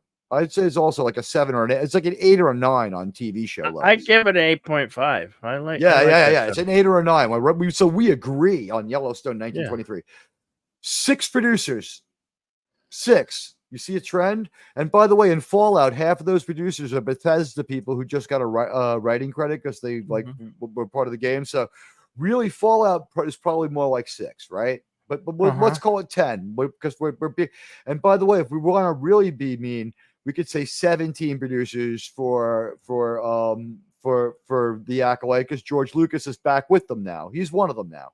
So Yellowstone 1923 had 6. That's an excellent show. And that only had to have another producer because it came from another show. So like some people who created stuff had to be credited for the family they created and the ranch they created. So some people did nothing but 6, not a crazy amount. So would you say that based on the examples I just gave you and Masters of the Air, we all watched Masters of the Air. Masters of the Air, was it pretty darn good? Not excellent, but pretty darn good. What do you think? About a 7.5 to an 8? 7, 8? I didn't watch that show. It was a quality show. It had 3 producers. All right. So with the ones you saw, the more producers, the worse the show. It was pretty clear. And if you wanted, like, I've now made my case. I offer anyone to disprove it. I think that we didn't see $160 million shows on the screen. Did that look like $160 million worth of movie making? It looked like it looked a little better than Boba better Fett. High budget Sci-Fi Channel show, to be honest.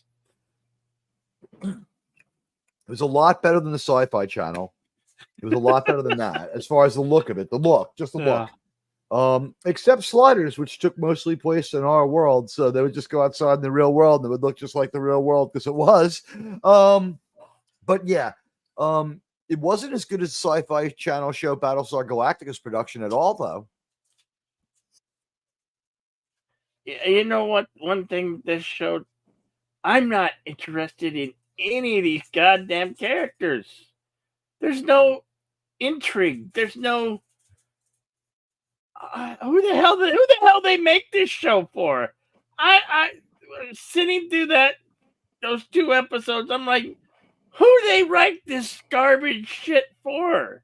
Who goes after a Jedi with only one simple weapon? I would have had a gun. With a throwing knife. A throwing knife. You know what I would have brought with me, Jedi Bill? Seriously, a blaster, a fucking slug throwing like firearm, like a pistol or a railgun.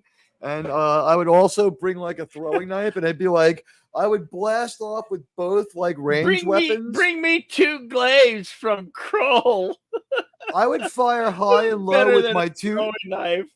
I would absolutely fire high and low with my 2 ranged weapons, and I'd put one away, and then I'd start throwing knives left and right while I kept up a brisk fire with the blaster and just kept them off their feet. The Jedi's only take out their lightsaber to show that they have a lightsaber and do nothing with it. Is the gold lightsaber the first time we've seen it? Does anyone know that? Because the gold lightsaber was like turned into the blue lightsaber. They know nothing of Star Wars. We saw poor use of droids. We really didn't see droids used well or in an interesting way, or really much at all. Really, this is a convoluted modern audiences. Modern audiences. God help us. We're all fucking doomed. I went from it can't be saved. I went from the Rolling Stones to this. It's all fucking dead. 24 hours, like shit. Like 22 hours ago, I was seeing the Rolling Stones, and now this. I'm sorry, I roped you into it. No, I'm glad I watched it just because, like, I wanted my channel to have a piece of this. Look at Mark Harkness. This weapon is your life. Exactly. She needed to go Dirty Harry on him with a Magnum. Yeah. You know what? Radioactive. If they had just like kept cutting loose with seriously, if I was that character and I was determined to get that Jedi, I would say, like, rather than throwing knives, here's some bullets that I'll throw at you. And I'll have a bolt throwing blaster. And you know what I'll do? I'll fake left and move right and then stay low and do other things like that. And maybe even stop firing just for a second to confuse them while I like kept firing with the pistol and, like, you know, maybe rolled to the side to get out of range of anything that might reflect at me. Like, I might go at the Jedi knowing that they had the strength of a Jedi. What does she do but hold her back? And then eventually she just fucks up and gets killed. What was the what? If only you spoke Jovito, Jedi Bill. It sounded like we were doing a lot of baby talking this shit. Like, what the hell language is this?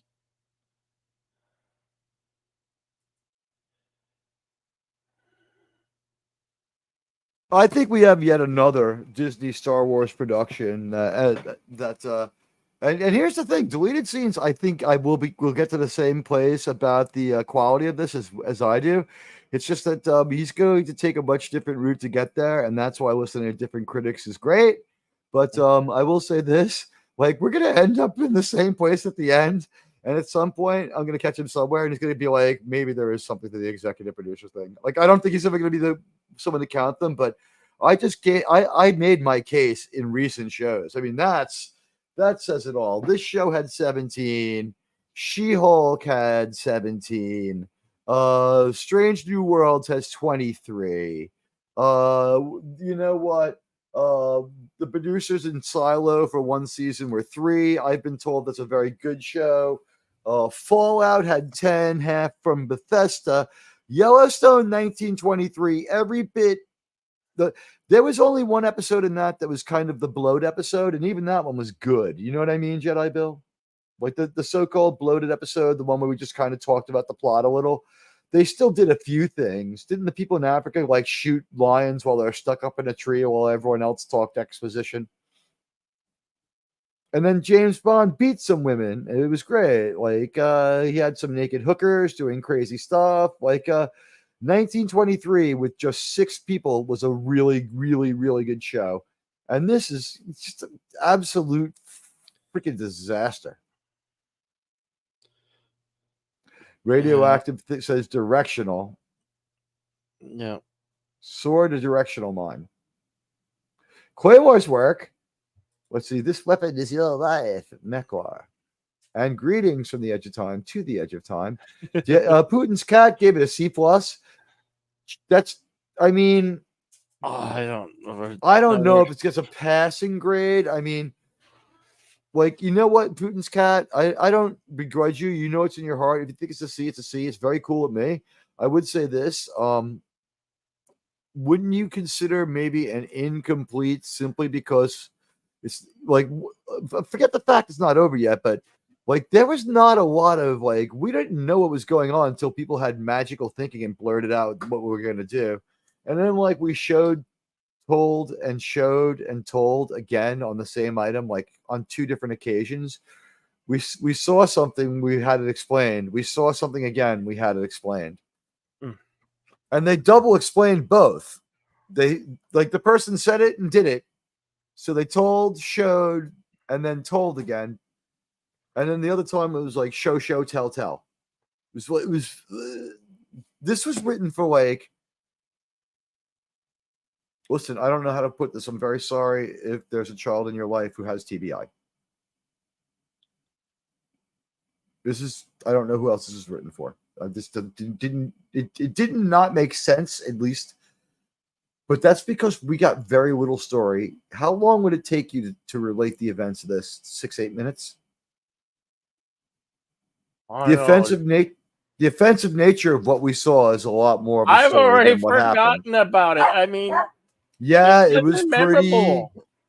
One of the things that this show did was it gave you long moments where it made a modern person want to take out their phone. Is that what they mean by modern audiences? You'll start to tweet during it. The way my nephew started tweeting incessantly during Dial of Destiny, he wanted nothing to fucking do with it. I've seen Mark Harkness says I've seen more compelling Star Wars on fanfiction.net. Yeah. He's right. And Edge of Time says Waffalo Bill is a cool cereal mascot. Recommended. Hey, Jedi Bill, I don't know if they have these where you live, but I've never done them down south. But my nephew is a bit of a southerner, and he showed me around. And he showed me how things go in the south, and he brought me to a Waffle House. Yeah. Yeah. So I finally ate at a Waffle House. I figured out how to eat there, and he translated from New York into Southern for me. Did you survive? Well, obviously, because you're still here. Yeah, he's from like the Carolinas. When he talked to them, like they thought he was just fine. Although he has a New York accent, he knows how to talk to them. He lived here long enough. He was like, "We want some water." I'm like, "We'll take some water." But I don't know. I am hung up on this one. 17 producers, and we got this. I didn't see money on screen. I didn't see poverty on screen like Kenobi, though. I mean, I guess let's try to take this. They're dragging this till the near end of July, almost practically. I think. So I'd have to watch 3 months of Disney Plus, like 1 month. 1 month free wouldn't do it for me. Total of this. Let's try to watch it together when we can. I'd like to get my subs a view of it, but it seems like I could miss one and it wouldn't matter because this looks slow. This looks dull and slow and dumb.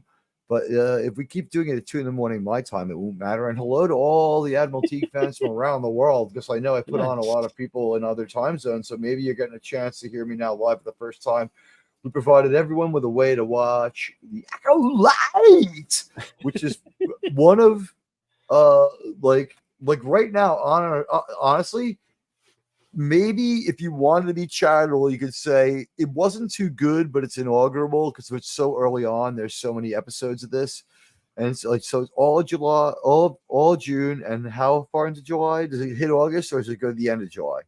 I think it goes right into maybe early part of July, August. Maybe it might be wrapped up by then, but I'm not sure.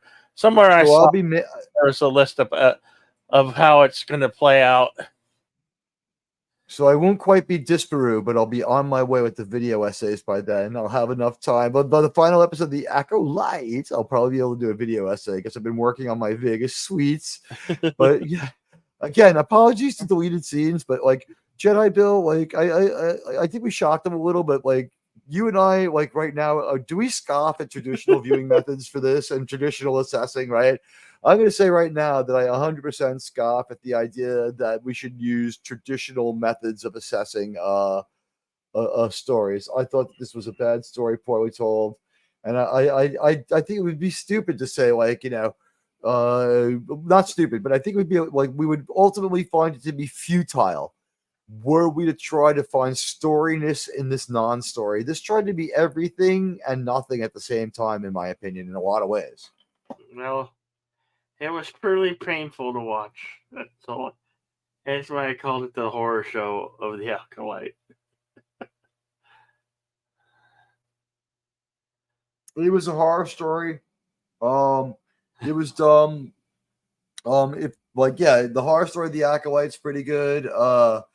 That's the same reason why I changed the name of my new Trek viewing parties to Star Trek Share Your Pain. Like I didn't even want to put Star Trek in there, you know what I mean? Like Star Trek Discovery in there. Like it's a Star Trek show. And like, you know what? We did something kind of cool tonight on both of our channels. People who don't have the show have means to watch it, and they don't have to take Disney's word for it. Yeah, you got to see it for yourselves. Like, you know what? Like in a perfect world, you listen to us, but some people won't, and just listen to the show. And we're, for those of you who lurked, we thank you. For those of you who donated to both shows, we thank you. That was really nice of both of all of you. Yeah. I am really grateful, and on my end, thank you, Radioactive, for the very generous $5 super chat. It was really nice. And over on Jedi Bills, was it Aravic? Eric Sonder, yeah, Kapla. Thank you, to both of our friends. Jedi Bill and I, we're going to be, as the British say, taking the piss on this one. This is just like ball busting, like mutual antagonism. I think we should have explained the deleted scenes that this show probably didn't have a chance coming out of the gate, because I think we both had it with Disney. I've had it with their agenda. I've had it with their commie bullshit. Miskatonic Madman says IMDb says there are 8 episodes. That means 6 weeks. The last one is July 16th. Yeah, that makes it seems like sense. 8 episodes too many. So that means if I start after the next episode, I can do a 4-week Disney Plus trial. Yeah, did you see how many ads it was? This one was riddled with ads. And 30, yeah. Oh my god! It's like they know this is the only one anyone's going to watch. Show, and there's 5 ad breaks, and they like 4 breaks, 4 ads per break. And you know what? I forgot the thumbs up Radioactive chat, but I'll do that now. I would just say, guys, thanks for being here with us. Without my friend Jedi Bill and all of our friends on both of our channels, we would not have been able to do this watch through. And I think I'd have to say deleted scenes for like sane people. He's like, 1 episode's enough. I'm out of here. I have a life to live.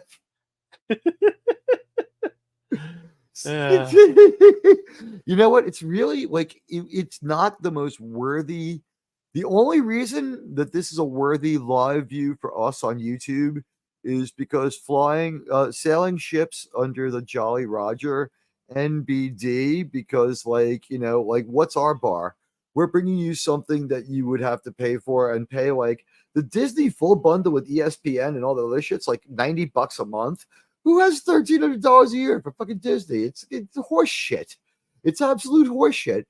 This was like this was like I've got a handful of change in with Hulu, and I just pay for Hulu, and this is the first show that I watched on Disney Plus in like forever. Okay, it's littered with commercials. Wow. Yeah.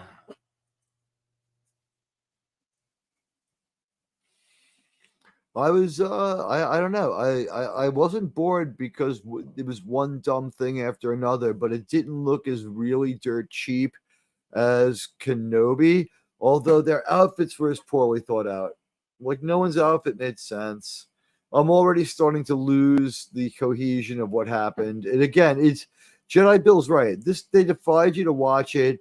They did the two twins thing, and I guess one twin's gonna be good and one twin's gonna be bad, but they're both female, Well, so yeah, they'll both that end up harpers being back to it good. being Frozen. Frozen turned into a Star Wars show. It's similarity to the movie Frozen. You got to stick to what works. I mean, what else can you do for these people? They've absolutely done a terrible job, and thanks for the information, guys. I don't know what to say except Squid Game was probably a lot better. I don't think it's going to be as good as Squid Game. This guy, his career was nice while it lasted, but I guess he's a decent Jedi Master. They haven't really cucked him bad yet. Like but I had a lot of stuff flying at me. Maybe they did cuck him. I noped out on Mando season 3, Obi-Wan. Mando season 3 really, like, the episodes I watched were hard to watch and sort of beat you up. So many were done after the book of Boba Fett and like Obi-Wan, that whole thing with Leia. Oh God, it was the 1, 2, 3.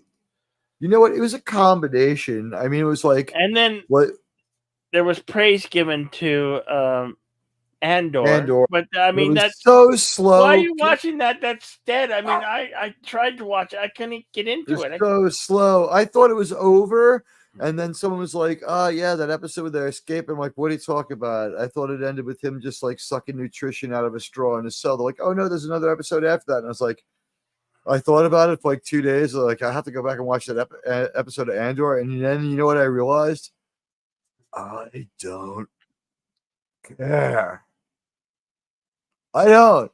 I was just like, I don't care.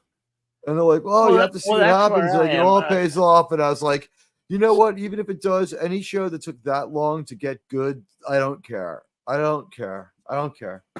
Star Wars died the moment it went to Disney. When Disney took over Star Wars, it was dead. It's been dead. You can't call this ain't talking. You can't call back some bullshit from 7 hours ago like it just happened and have people think it's going to happen. Having these people write it like they're movie beats when it's a series, like, bring in some people. If I was going to write a Star Wars show, like, I think the first thing I would do would be hire some consultants who'd worked heavily in series sci-fi that had worked and been enjoyed. I would find a way to pay Joss Whedon under the table to Skype in ideas. He was always good. He's only on Me Too Island because he cheated on his wife and yelled at somebody. I don't see how this is going to, even for modern. I mean, he's a dick. Don't get me wrong. He's a how dick. This is going to resonate with people, or if there's anybody who likes this. It's not even memeable. Where's the meme? These two shows episodes here are so forgettable. I've already forgotten about them. You know, where's the meme? There's nothing memorable. There's nothing. Where's the meme in the show? What was memeable? That's how forgettable it was. What in this show was memeable? What could you have memed from this? Well, you could meme. I guess you could meme the Wookiee Force user at the end there. One more Disney attempt, same formula. It sucked, but the next week when we find out about this Force-using Jedi, how much you want to bet he's going to be as lame as, like, what was his name? Black Kersigian from fucking Book of Boba Fett, where people are like, "Oh no, Black Kersigian showed up. He's a badass Wookiee." And when we showed up, he was shit. He was total shit. Just like the progenitors in New Trek. They're like, "Oh, they're going to explain all this stuff." And like when we meet them, they're like, "Oh no, we found it. We don't understand it." They were shit. They got Kate Moss to be in the show, and she was in it for less than 5 minutes. Was she the green haired? Was she the green lizard chick with no hair? No, she was the one that got killed in the first episode. That's not Kate Moss. That's Carrie Ann Moss. Carrie Ann Moss, whatever. Trinity from Matrix. Poor girl. Carrie Ann. That's what I meant. God, you know what I meant, Tig. God damn it. No, I know what you meant. I just want to confuse everybody else. Hello, Gavin Blackburn. Gavin Blackburn is one of our friends from on the other side of the pond. A couple of people who were talking to me that night, if I remember correctly, I think he may have told me, do you drive the tour bus? Is that your deal, Gavin? So he's waking up early to go to work, or he's like taking a break at work because it's like, I guess it's like breakfast time there. He may drive people past Stonehenge. I don't know. Black Chrysanthemum, yeah, like Black Santa Claus. I don't know what his name was, but there he was. Matrix 4, nope.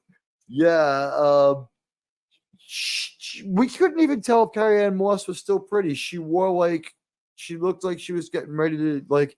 Yeah, there was some Jedi-ness to it, but it was basically like when you would put on your mom's bathrobe and pretend you were a Jedi with a wiffle ball bat.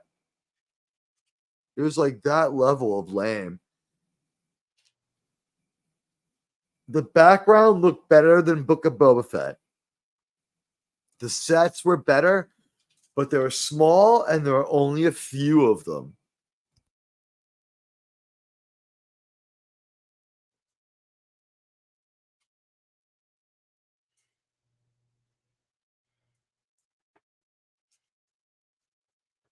Oh. It looked like they used the same set a bunch of times. They kept going to one. That bar set looked like it was the same set the whole time. Yeah, and with a little set dressing, it's possible that it wasn't the same set. Gavin Blackburn says, I know I don't drive a bus. My son's 21st birthday is today, so getting ready. Oh, hey. Okay. I thought you would. Happy birthday to him. Happy birthday to your son. Happy 21st. I'm Yeah. very happy. Give him both of our best wishes. Okay, I'm sorry, Gavin. Got my wires crossed. I try to remember things about people, and sometimes it gets hard, especially as the membership has creeped up. But I'm so glad that you did come by, and thank you. I'm sorry, but happy birthday to your son. Let's see. I like the Batman more than the Batman. If you're talking about the Batman with Robert Pattinson, yes, Robert Pattinson, the sparkly dull. Batman. That Batman, like, I respect Colin Farrell, but like, why? You know what I mean? Like, there had to be an actor who simply looked like that could have played that role. Hey, you want to watch The Acolyte? You don't want to sell me Acolyte? I don't want to sell you The Acolyte. You want to go home and rethink your life? I want to go home and rethink my life. I would rather hear like a 20-minute interview with the Death Sticks guy about his method for being a Death Sticks guy, what it was like having the makeup put on, and what it was like meeting you in McGregor. Cycleman90, hello, my friend, says, hey, Teague, showing up late, but I'm glad you made it through the mess of the show. It was like almost amusing. It was so bad. Like, this was like so dumb and so confused, and poor deleted scenes really did try to put normal like rules to it, but it still came up short in his estimation too. So I feel validated. He was just like, what did he say? Like he also gave it like failing grades, didn't he? Yeah. He only saw episode 1. We saw episode 2, but there was very little difference. Then this was their one hit to the body and one straight to the heart to get us to keep watching it. Yeah. Star Wars has been dead since a succession of bad stories that were all too many episodes long. They cut Boba Fett short, but we had like 8 of those. Then we had 10, what was it? Was it 10 Obi-Wans that were terrible? That was 18. And then like 10 Mando season 3s. Now we're up to 28. And then we have 10 Hulkas. So that's 38 terrible stories in a row. Where's the good one in any of that? Honestly, since the rescue. And I got problems with the rescue. I could even impugn the rescue, but since it was good natured, I'll let it go. It wanted us to like it. I'll give it points for that. Yeah, Death Sticks dealer feature. Yeah, The Death Stick Stealer feature would be better. It's like we caught up to the Death Sticks. Where are they now? Would you like to buy some Death Sticks? Who can forget his unforgettable walk-on in Attack of the Clones, a movie that we all thought was kind of mid but good. It was an improvement from Phantom Menace, but George Lucas still hadn't found his game. We found actor Jeffrey Lindstein in Los Angeles, where he lives in a studio apartment with 2 friends. Jeffrey, I said, like, he'd be like a Starbucks. Tell us about it. Oh yeah, it was like he was really good with this method, and he was like, do the voice for me again. So it's like, you want to buy some Death Sticks? He's like, no, like more evil and corny. I was like, you want to buy some Death Sticks? And like, I remember at that point, Ewan was he drank a long sip of his Starbucks, and he was at that point we had blackberries. He was on that, like what? I'd rather hear him talk about that. I would have been more invested in Carrie-Anne Moss because she's a fox, but no, I had to pull the plug early. What a shame, man. Yeah, like this was. Why not at least waste her at the end? I mean, keep people watching, kill her at the end of episode 2. They wasted her in the first episode. She could have had that set up for 10 minutes and then been kidnapped and then tried to stage a daring escape and almost escape. Just hates men. I think she hates women as well. I think she hates making sense. Jedi Bill, let me ask you this. Which of these 2 applies? I'm going to give you 2 ways that a story unfolds. You tell me which one we used. A, this happened, then that happened, then this happened, then that happened, then this happened. Or B, this happened, so they did this, therefore that happened, so they did that. That's B. A or B? B. B? I think it's A. This happened, then this happened, then this happened, then this happened. It didn't seem connected to me. You know what I mean? No, B would be like, this happened, so they had to do this. And that brought this into play. So, this had the spinning wheels and gears that would make it seem like B, when they talked all edgy, but there was nothing. What did Carrie-Anne Moss contribute except to show up and die and be like, I should kill you now? Was her one line. She could have died off screen and we could have heard about it later and it wouldn't have made any difference at all. No. And she didn't get to look like a fox. They nerfed her looks with a bunch of shapeless gowns. She wore a muumuu, a gown, a shawl, and a fucking cape, and a hooded cape. It was everything. They threw the kitchen sink at anyone who wanted to enjoy her looks. I don't think she was even on screen for more than 6 minutes. Of which she wasn't on screen the whole time. Yeah. Okay. Let's see. Gavin, let's backtrack. Gavin says, don't wish him a happy birthday. He's one of those wokies. Oh, he'll probably love the Acolyte. You know what? Sooner or later, he's going to come back down to earth with that. He's still your kid. He'll be fine. He's got good guidance. I'm sorry.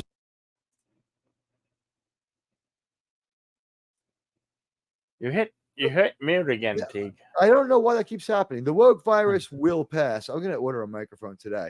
The woke virus will pass. You know what? He'll come to see the error of his ways. Don't worry about it. It's still congratulations to you. Let's see. Gavin Blackburn says the Acolyte is the most disappointing thing since my son. All right. Well, that's how we're going to play it then. Psycho Bad 90, I said hi to you. Mark Harkness, hurry up on the set. Star Trek Discovery people need the redress for this need to redress this for a wedding. I thought for a minute it was redress, because they use that term too, and I think it's spelled the same, necessary redress for past wrongdoings. So they need to redress this for a wedding. Yeah. We had some real genericness. There were some sets that were signature Star Wars, but they were very small, and we went to them a bunch. But we had. Now they've gone and they're ruining the Wookiee. They had to go make a They Wookiee ruined him with Black Chrysanthemum. Force user. Black Santa Claus. Let's see. I would have been more invested in Carrie-Anne Moss because she's a fox, but no, they had to pull the plug early. What a shame, said Psychoman 90. I agree. If only she'd been allowed to show her foxiness. Gavin Blackburn says, put simply, there is now more bad Star Wars than good Star Wars by a lot. Star Trek still has a while before they'll eclipse it. They may run out of gas first. I remember as a kid hearing Star Wars music on TV. It was like a cocaine hit. Absolutely. But now it's meaningless. Yup. Gavin Blackburn. Wade. Yes, that was the most. That says it all for Disney Star Wars. Do you remember Wade from Kenobi? When everyone called it dumb and said it had no weight to it. Yeah, let's get the patriotic stuff going for Wade. Yeah. This one's for Wade. Yeah, when Wade died, everyone was criticizing it's stupid and trite. It has no weight. No one understands it. And they're like, fuck you. You didn't care at all about Wade's sacrifice. And I was like, just get the fuck out of here with Wade's sacrifice. For the love of God. The woke walk amongst us as the edge of time. The Woking Dead. Oh my God, guys, we're sorry, but at least it was like more or less free. I thank the people who contributed. I mean, it was extremely, extremely, extremely nice of Radioactive to donate to my channel, and over on your side was I forgot your guy, but it was Arabic. We thank both Arabic. We thank Arabic, and we also thank Radioactive for underwriting this view. It was very, very, very, very kind of them to do so, and we appreciate it deeply. And for all the rest of you, we still appreciate you. You spread it. You got the word out there. You helped us expand our platform. You helped us expand our footprint as media reviewers. Although, like, I'm not gonna lie, like, I didn't try to be a reviewer on this one. I appreciate the professionalism that Deleted showed, but like, it's past that point for me and Jedi Bill. It wasn't ever going to work out that way. We were never going to take this seriously. I'm sorry. No, I didn't take it seriously. I can only force myself to do that with New Trek. I have an obligation to do that with New Trek. It's like a thing to do, you know? This is Star Wars. I'm a Star Trek guy. I have an obligation to try take New Trek seriously until they rub it in my face, and then I'll just laugh my way through the rest of the series. Usually it doesn't take long, but I do have to give Star Trek the benefit of the doubt. But this, you can see the stink. The stink was on this for a long time. This has had the smell on it a long time, my friend.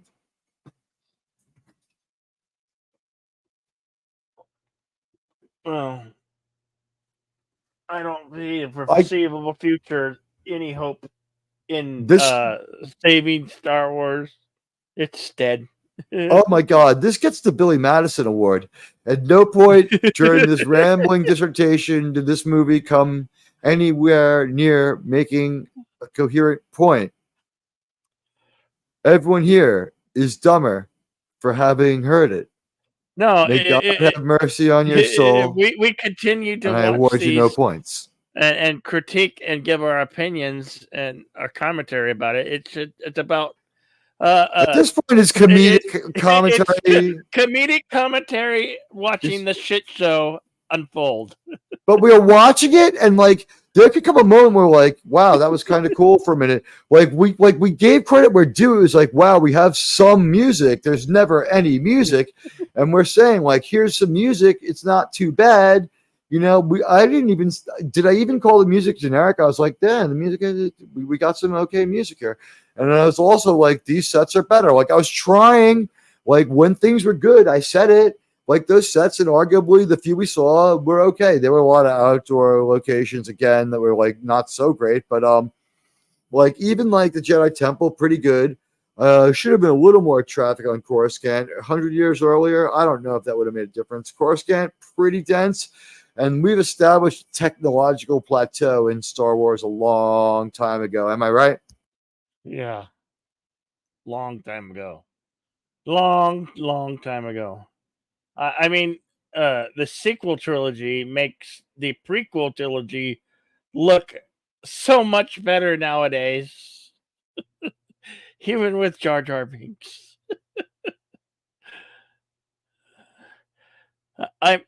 Mark Harkness says, I am contributing my duty as watch party lifeguard. I thank you. Continue your duty, sir. Watch out for anybody who might go out into the gray waters by the the gray area by the breakwater, lest they get sucked in and be like, Yeah, once you watch it all the way through and you appreciate the nuances of how one's dreads were different from the others, you could totally tell the twins apart.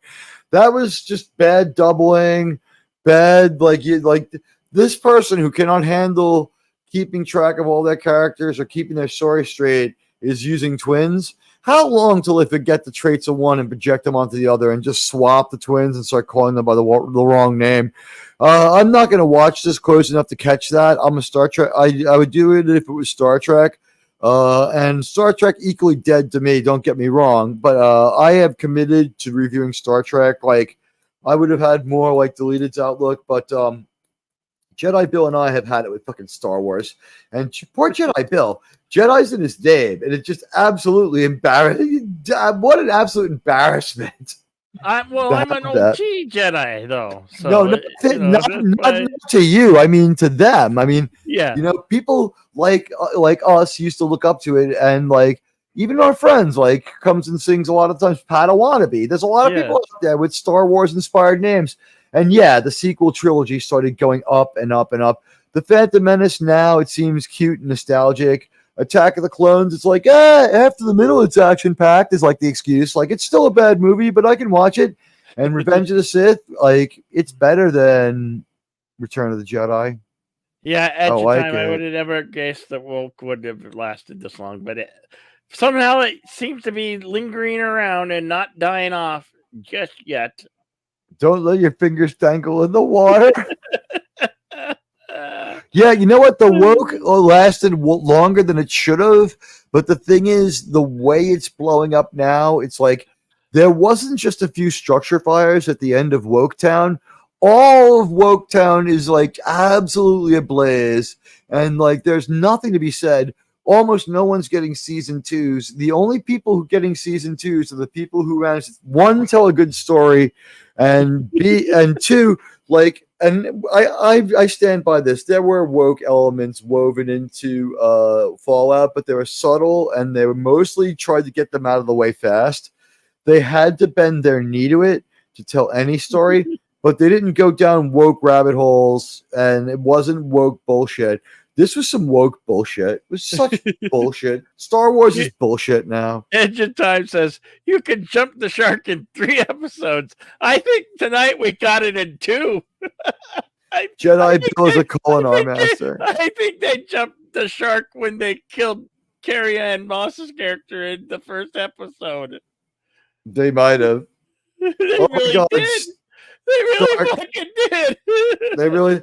It was, but the thing is, like, we already knew from IMDb she's in 1 episode, so like we knew she was gonna die, but she dies in like 6 minutes, like four of which she's on screen for. The other 2 minutes we have to see people scurrying around, talking to each other and whispering about how they're gonna kill her.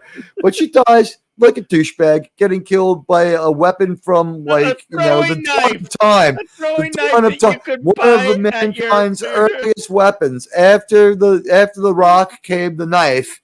The sharpened rock, this was like a perfected sharpened rock. This throwing knife was smaller than the palm of my hand. I could have palmed it easily and you never would have seen it. She was just like throwing it. Like she didn't even back it up by like confusing her with a blaster or flashbanging her. How's this for Jedi Bill? What do you think of my plan? I'm going to go in there with like a grenade launcher and a blaster, and I'm going to like flashbang them while I shoot at them with a blaster. And then I'm going to start throwing, and I'm going to pull out like a fucking Glock and start like peppering them with bullets after they've been flashbanged and with blaster bolts coming at them. Throw a new element in while moving around and like throw some smoke at them because I'll see their lightsaber, dumbass. Give me a minigun with a fucking radio flyer full of ammo. Make Order 66 great again. Hail Stark of Iron. How you doing, pal? When I was a young man, Order 66 had taken care of most of these annoying douchebag Jedis, and once more the Sith would rule the galaxy. Now, Order 66, the most failed military operation of all time. I realize we're prequeling it here, but you know what? That any of these people survived The fact is, not even the younglings were really hurt. Reva, I mean, geez, none of it's working this time though. Did the trailer get ratioed, Jedi Bill? I'm gonna find the trailer and present it like in karaoke, and let's see if it got ratioed. Woke Town was turned into a parking lot. Yeah, they went to Woke Town and made it a parking lot. You know what, Stark of Iron? Woke Town was already a good parody. That would be an excellent parody, Stark. Yeah, there you go, Stark. And you know what? I thank everyone who's watching. Hit the like and follow. We're gonna commentate on it for a little while longer here. I'm having fun with my pal Jedi Bill. I'm having fun. My 80-hour vacation from YouTubing has totally renewed me. You know, maybe the most memorable thing is that Carrie-Anne Moss's character died and she was only on screen for like 6 or 7 minutes. Long enough. This is all we did. But like, it's Carrie-Anne Moss. So I wonder what happened with that. Dead. She said one edgy thing and dead. She was shit. Her character. If they talk about her as a powerful Jedi, I'm going to scream because her character was shit. It was shit. She's dead. D-E-D, dead. It was a horror story. It's a nightmare. It's a madhouse. I mean, you do that, brother. I want to hear that, brother. You've discovered my one weakness: small knives. I thought it was a potato peeler. It was ridiculous. Those throwing knives at any military surplus store, or even maybe your local Bass Pro Shops. I don't know where you get these things. Shit. I am absolutely fatigued with things from our world. I'm so tired. Or Amazon. It strained all credulity.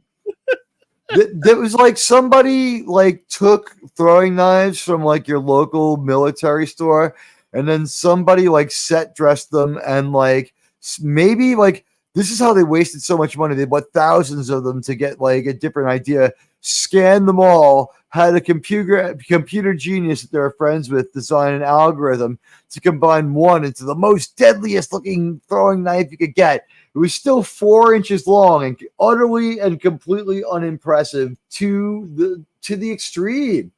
To the extreme. Utter and total garbage and nonsense foisted on us as entertainment. This was dumb.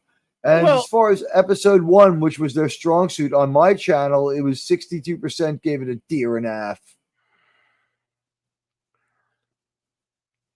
They fucking used they had lightsabers. They took them out. They showed the light, and that was it. They did nothing with them. They did nothing. We might have seen some lightsabers that were a little different, or we might have seen the most interesting thing here is like now we have gold lightsabers because I think we walked away from that because they always skewed to blue, so George Lucas made them like bluish white for the longest time, and we didn't talk about gold. They existed, but we just didn't talk about or see them much. If I recall, we had the bright whitish blue, and we had green. So gold back in a big way. But this sucked ass. It's a shit show. It's a shit show. It's a goddamn shame what they did to our Star Wars. It was once great. I remember there was a point where Star Wars was an event and people were lined up to see the movies around the block. People camped out to see Phantom Menace. People camped out to see Revenge of the Sith. I remember lots of people camped out for the Phantom Menace. And cosplayed to camp out. Who's going to remember these? What audience is out there that they think is out there? Who's going to, that this is going to resonate? They're not going to play with the toys. They're not going to play with anything. What toy would you even want? Do they like it? Who watches it? What toy would you even want? We couldn't remember what's the memorable line in here.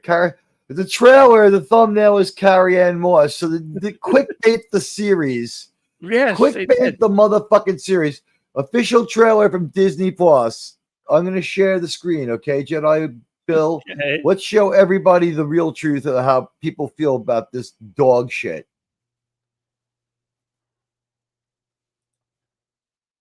Official trailer has 76,000 thumbs up, 196,000 thumbs down. Look at that ratio. And I just added my thumbs down to it. Look at that ratio. Absolutely astounding. Absolutely astounding. There was another trailer that was newer 4 days ago. This one is barely holding on. Do you see it? Do you see this trailer? Yeah. It's barely holding on.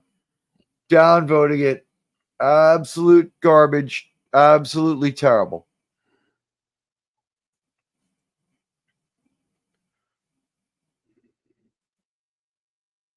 Wow. Well, I don't know what to say, ladies and gentlemen. 7 minutes, barely an inconvenience. I'm going to knife this, folks. Yeah, this year does look pretty empty of movies. Jedi is a Kolinar master. That's pretty cool. Or like, one of Kalis's guys. That's also pretty cool. Kalis, fan favorite. Everyone loves Kalis. Okay, good. We didn't get much of that trailer in there at all.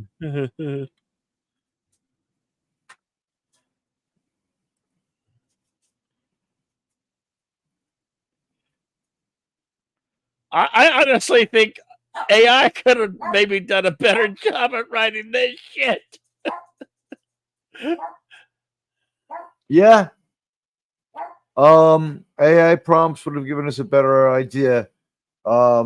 Chat GPT. Hold on.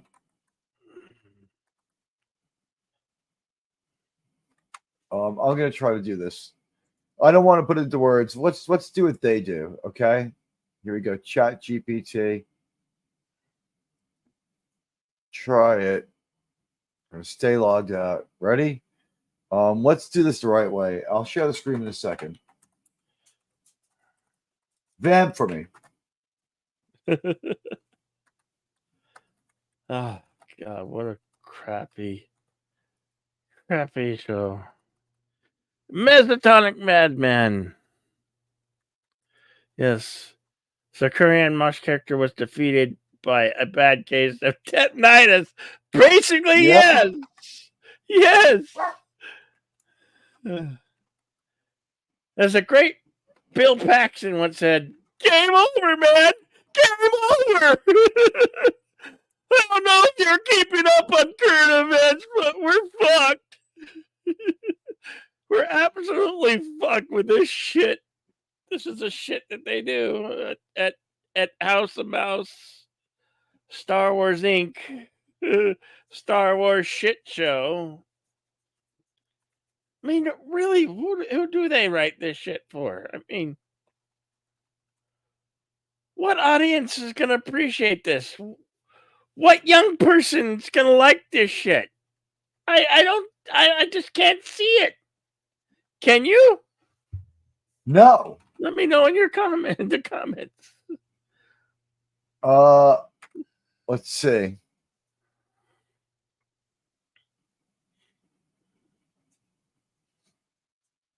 Okay, here we go. Let's see. Almost there. Okay. Almost there.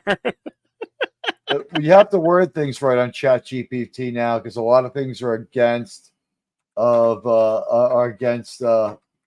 policy. So here we go. Let's see. Here we go. All right, here we go. So I programmed ChatGPT to make a tweet in the style of Trump to describe this. You ready? Disney Star Wars is a disaster. No entertainment. No money on the screen. It's like a pointless military endeavor. Billions wasted. Sad. We need to make Star Wars great again. Staga, hashtag Star Wars. Swaga, hashtag Star. Maswaga. Maswaga. I'm trying to pronounce it. That's what ChatGPT had to say.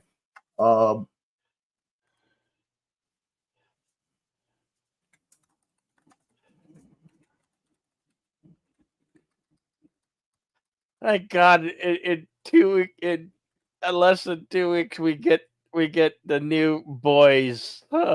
I praise the return of the boys. Oh God, I love that show. The Boys is a pretty good show, at least compared to this. The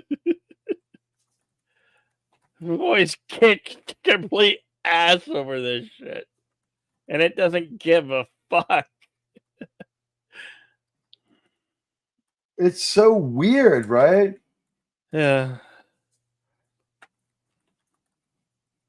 Let's see if ChatGPT will answer. Will make this tweet. Can you believe it? How did Harvey Weinstein's assistant ever land another job in Hollywood? With that kind of baggage? Unbelievable. The swamp runs deep in Tinseltown, folks. Sad. Hollywood hypocrisy. Hashtag Harvey-gate. You know what? I just did a better job with ChatGPT than Star Wars could do. I think that it's time for them to just use AI. We just did it here to entertain, and at least we admitted it. I would even be okay with them lying about it. This was about as bad of a disaster as we could have hoped for or hoped against, really. Because, like, I think in our hearts we would all like to see this stuff recover, but over and over again, it seems that Disney just seems to prove and rub in our face that there's no way that we're ever going to get a satisfactory Star Wars story. I can't see this righting the ship, but we'll be back next week, ladies and gentlemen. Maybe the same bat time, possibly the same bat channel. Are we going to go forward with episode 3? You tell me, buddy. Absolutely. I gotta watch the rest of this shit show unfold. I guess I do too. I feel like worm crawled into my brain, ate part of it, and then died in there. That's how I feel about what happened during this show. In the words of George Lucas, they may have gone a bit too far in a few places. I don't know. Whatever they're smoking over there at Disneyland, can I have some? Oh God, what a nightmare. How am I not in entertainment shock from going from a Rolling Stones concert 25 hours ago to this absolute fucking flaming pile of dog shit? Bantha poodoo. Mark Harkness says it best. Sorry, the old movies have all the quotables. Couldn't tell you what anyone said here. Goddamn fucking right. My God, 7 votes. Everybody gave it a D or an F. Guys, it's proven. No, there's no deviation. I'm going to end the poll now. That says it all. Holy fucking shit. Let's just one more thing. Is there anything else we need to ask? Is this a Ponzi scheme? Really, is one thing I want to know.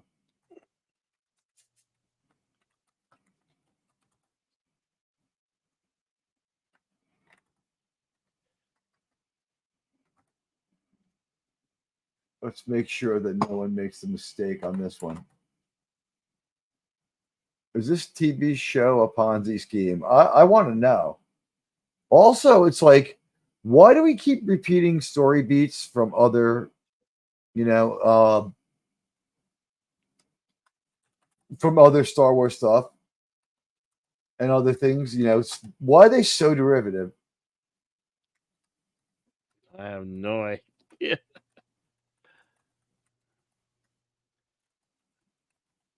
I just don't understand why they waste money on this. I don't know. What is their end game? Really?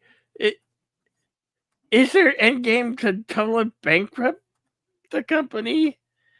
To every bit gets sold off? I don't know. Their plan is to buy more shit too, right?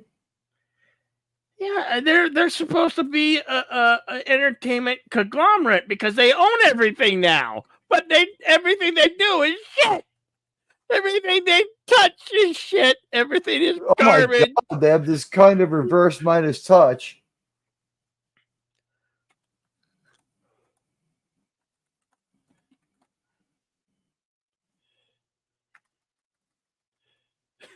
Melting. That is an Yes. insult to Ponzi schemes. It's not even a Ponzi scheme. Yeah, it's a Ponzi fucking blatant fucking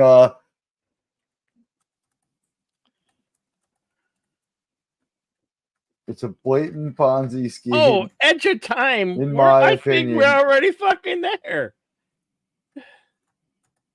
Like we were saying earlier, game over. It's been game over. It's been a game over for a long time with this franchise and IP. Is live on my channel. There is Does no this hope. look or feel like a $160 million story? Your answers are yes, no, here and there, and it's a blatant Ponzi scheme, in my opinion.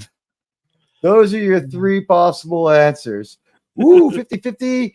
Oh, wow. No, we got 3 votes in so far. Coming around the first quarter turn. No, it's 67%. It's a blatant Ponzi scheme, in my opinion. And breaking around down the back stretch, we've got no at 50%, and it's a blatant Ponzi scheme, in my opinion, at 50%.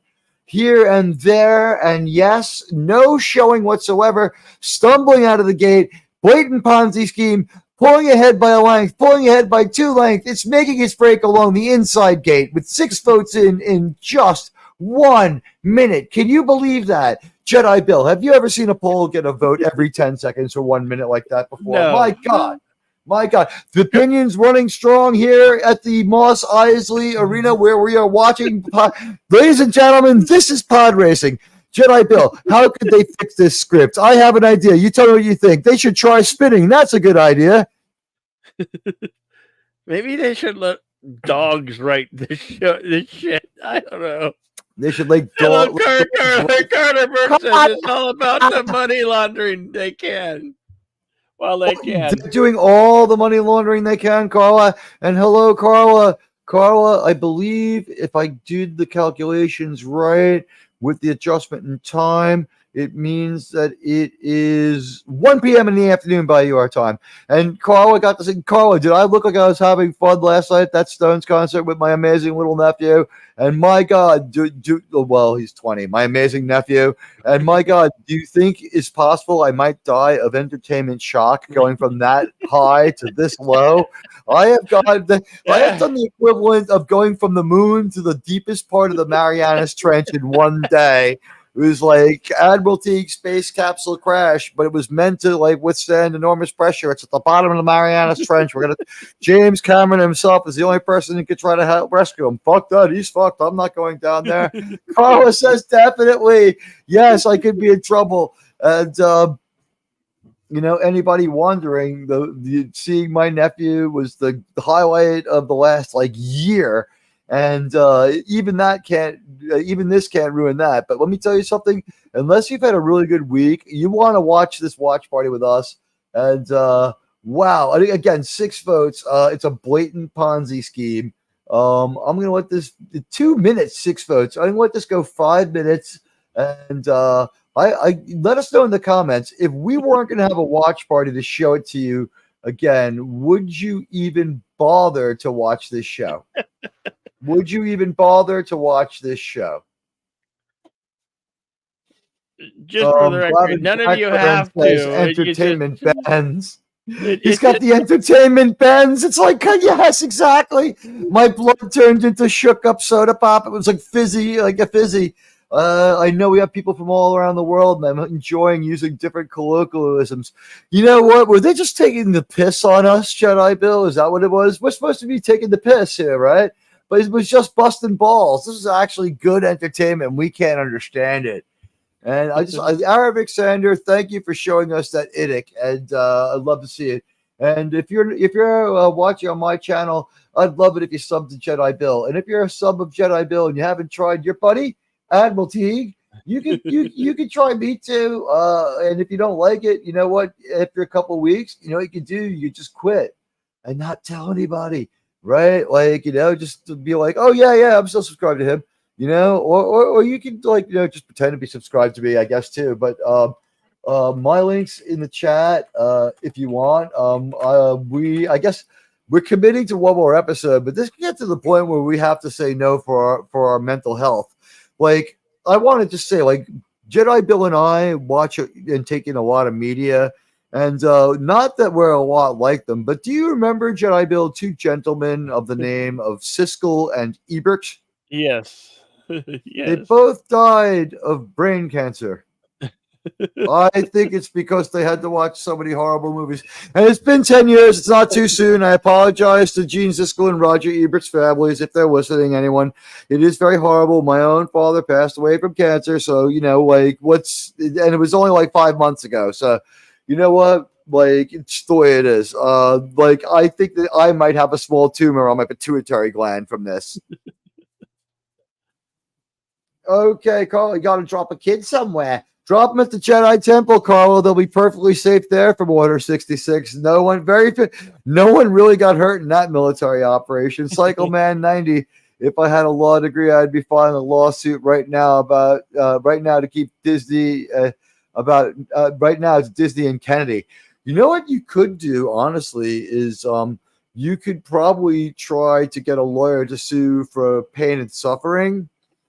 And honestly, you might have a case where you could convince a jury, because that's all you have to do, that they were honestly you could force them to open their books with any lawsuit and make money off the book about it too. So if I had $100,000, I would try to force them to come to court and prove that they're not destroying our modern myths.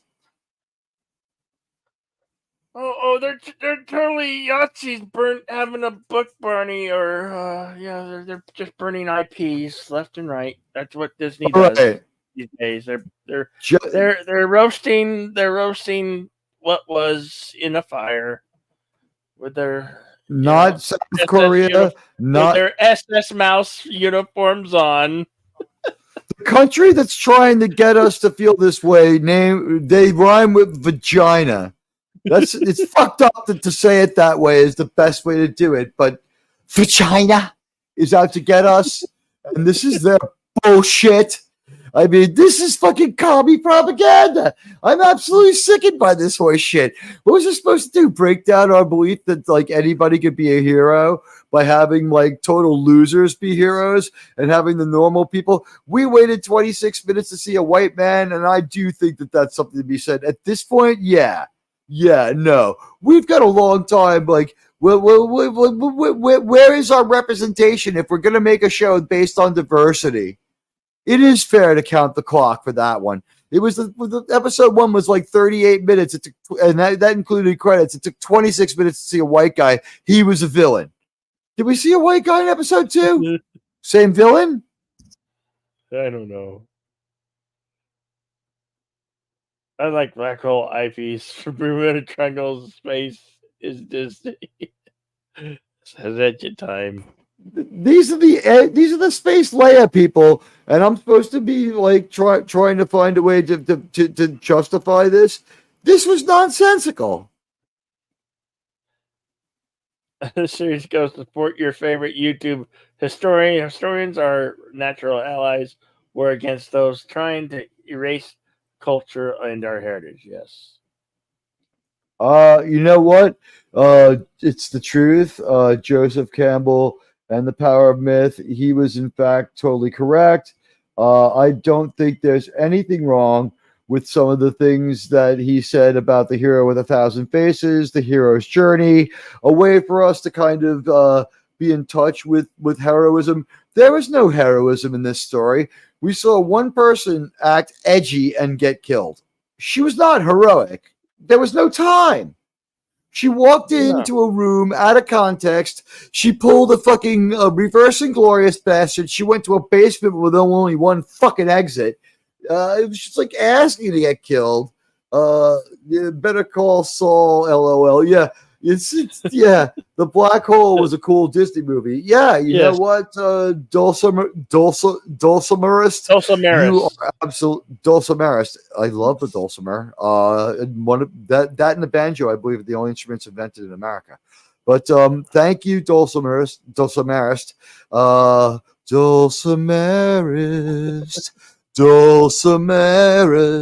You know what? The Black Hole was a cool Disney movie. Better than this. This was.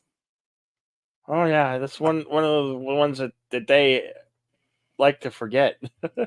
Here and there, it was mid, right? Like, is that the best thing we could say about it? Here and there, it was mid. Well, you know, another one that they like to forget is Something Wicked This Way Comes, and that movie was fucking awesome, and that wasn't made by the Disney Corp. Remember that one? That one scared the shit out of you. I don't really. I do remember that 10 one. and 8 years old, you know. And I think that was it might be a Shakespeare quote, but like, yeah, like Disney bought so many other production houses. Why not use one of those other production houses' names?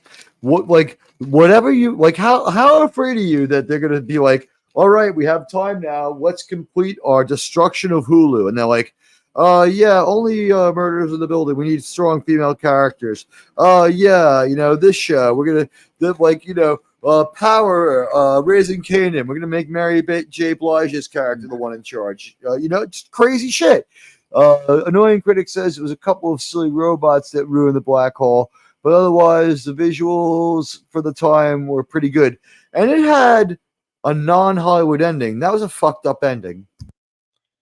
Yeah, I like the visions of hell and heaven in that film because they gave you both. They give you both in that film. I know it's a Disney movie, unafraid to show you that like there was a hell inside that black hole, that it was a dimensional hole. In Star Trek, for some reason, every single black hole is a wormhole. That's just the way it is in Star Trek. We never hear anything else. But this black hole was like a portal to another dimension, and there was no coming back. Bobby Vincent were awesome, yes. Slim Pickens and Roddy McDowell, yeah. We're the best. That was classic. I enjoyed the robots. You know what? Here's one thing that could have been better in the black hole. The good guys gun game was kind of lame. They had those double-barreled pistols above and below. Yeah, I didn't like them too much. But aside from that, like that's picking nits. And I think their spaceship looked very real and believable for the time. Like they didn't go for a total sci-fi ship. It had some elements of a NASA ship. Yeah. Totally.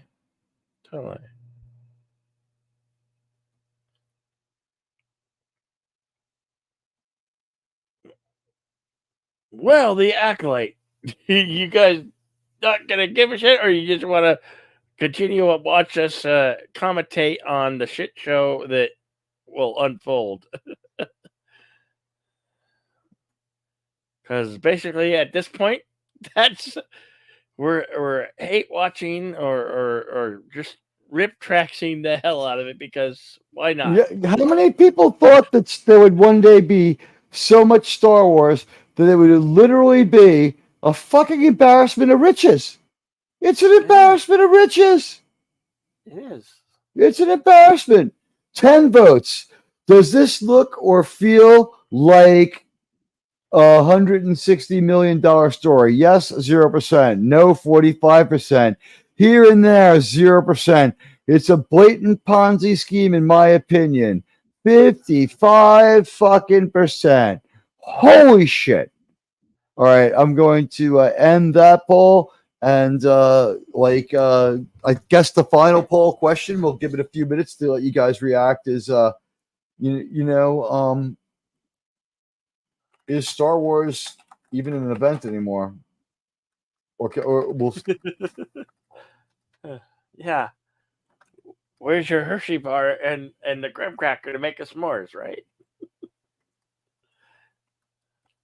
Oh wait, I remember the story. Let me word this question correctly, but it is a variation on that.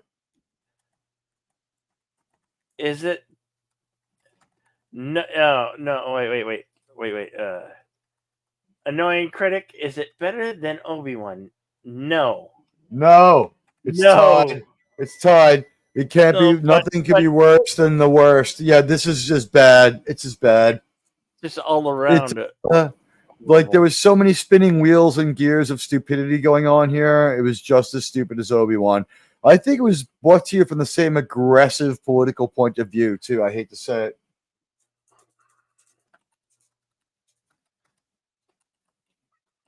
So low of Disney using our beloved franchises against us to rope all of us into their hidden agendas with such a tragedy. Yeah.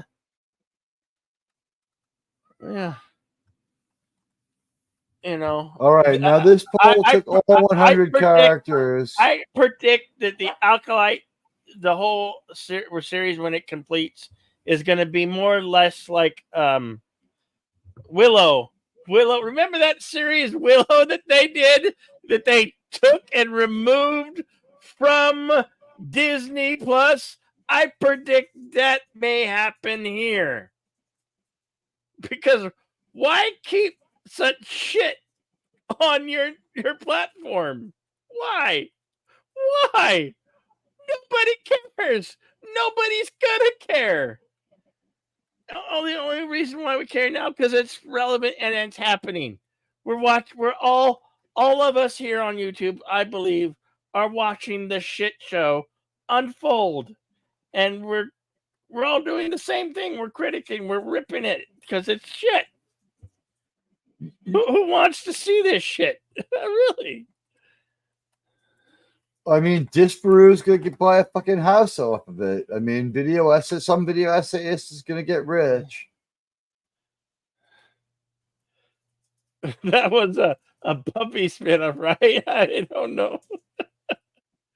Hail the Beard of Liberty! Beard of Liberty! Good to see you, my friend. Maybe you can join us for the next watch. Holy shit. The poll is live. The question is, ever think that there would be just too much Star Wars and you'd be embarrassed and afraid of it? Now, let me explain afraid. What if I told you your favorite character from the EU was coming to the shows? How'd you feel about that shit, huh?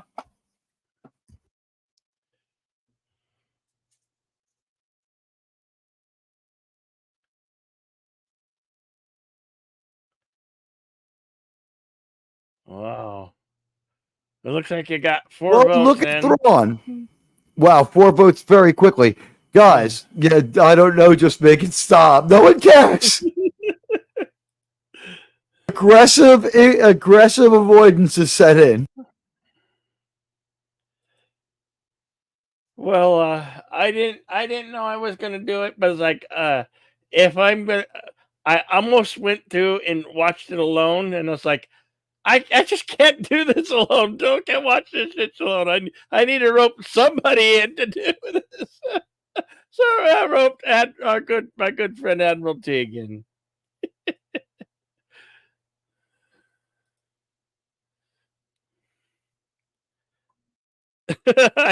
Well, anybody would have a hard time roping this garbage.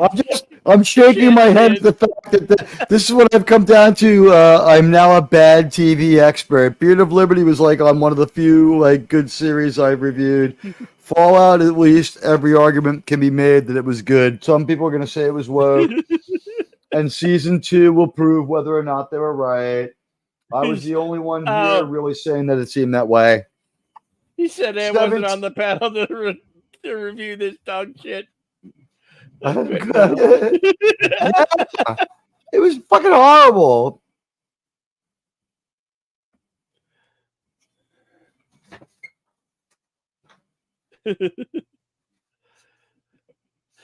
Wow. I'm trying to compare it to something. This was not as good as Ewoks Adventures. This was not as good as Droids.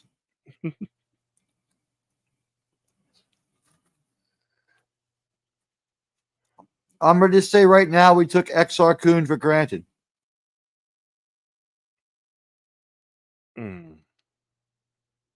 Isn't that the bad guy from Ewoks, right? Exar Kun? I miss villains as good as Exar Kun. I have so recollection of that.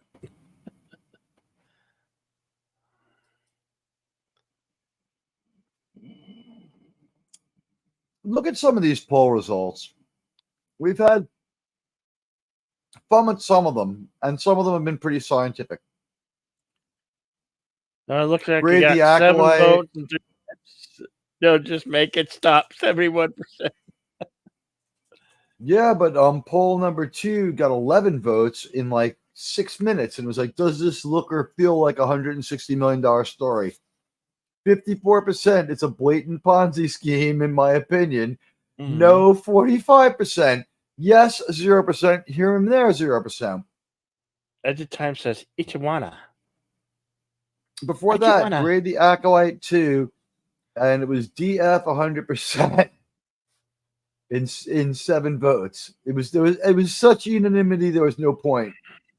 So the question right now, and please jump in there. We got 7 votes. Ever think that there would be just too much Star Wars and you'd be embarrassed of it? And your feelings are, you can either be no, or scared and sickened is like, that's a yes. And I don't know, just make it stop. I have character counts here. Like, they're limiting my ability to express myself. Could you imagine if there's no character count, like a moon landing kind of like conspiracy channel? It'd be like, the poll would be like a 6,000 word question and 3,000 word answers.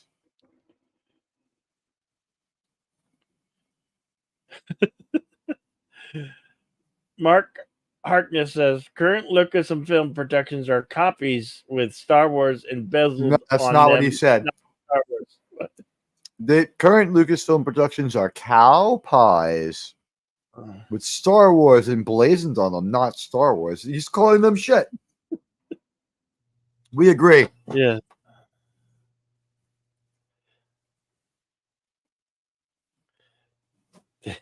Yes. And by the way, if someone said "May the Force be with you" to me these days, I'd say like "fuck you." That's fucked.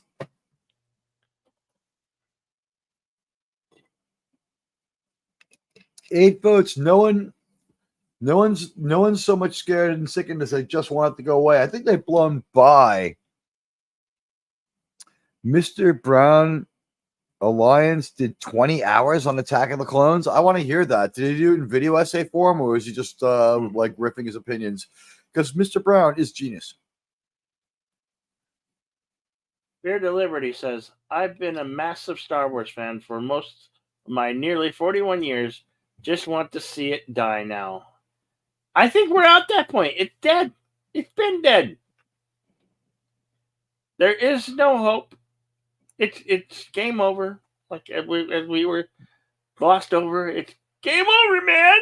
Game over. Check out the private chat quick.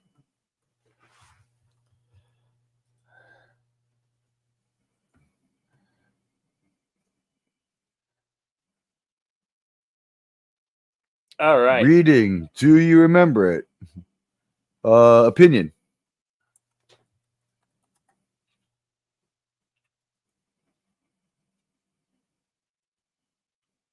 Ladies and gentlemen, reading is fundamental, and Jedi Bill is trying to read. No, He'll pull it out. Yeah, okay. Okay. I had to vamp there.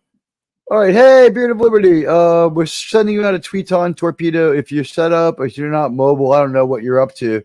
But we've given our thoughts. Like, you're certainly welcome to come on here and vent a little frustration on this and the whole Star Wars thing. Because I think, like, right now, what this has turned into is I very much feel that for the rest of the time we're on, like, forget about the Acolyte. This is now an all-encompassing Star Wars conversation.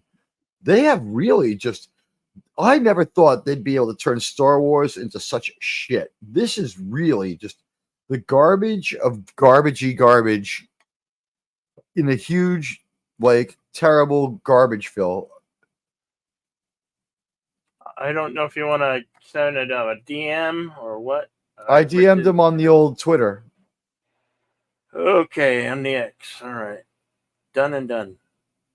Yes, I fired him a Tweeton torpedo. May the Force be.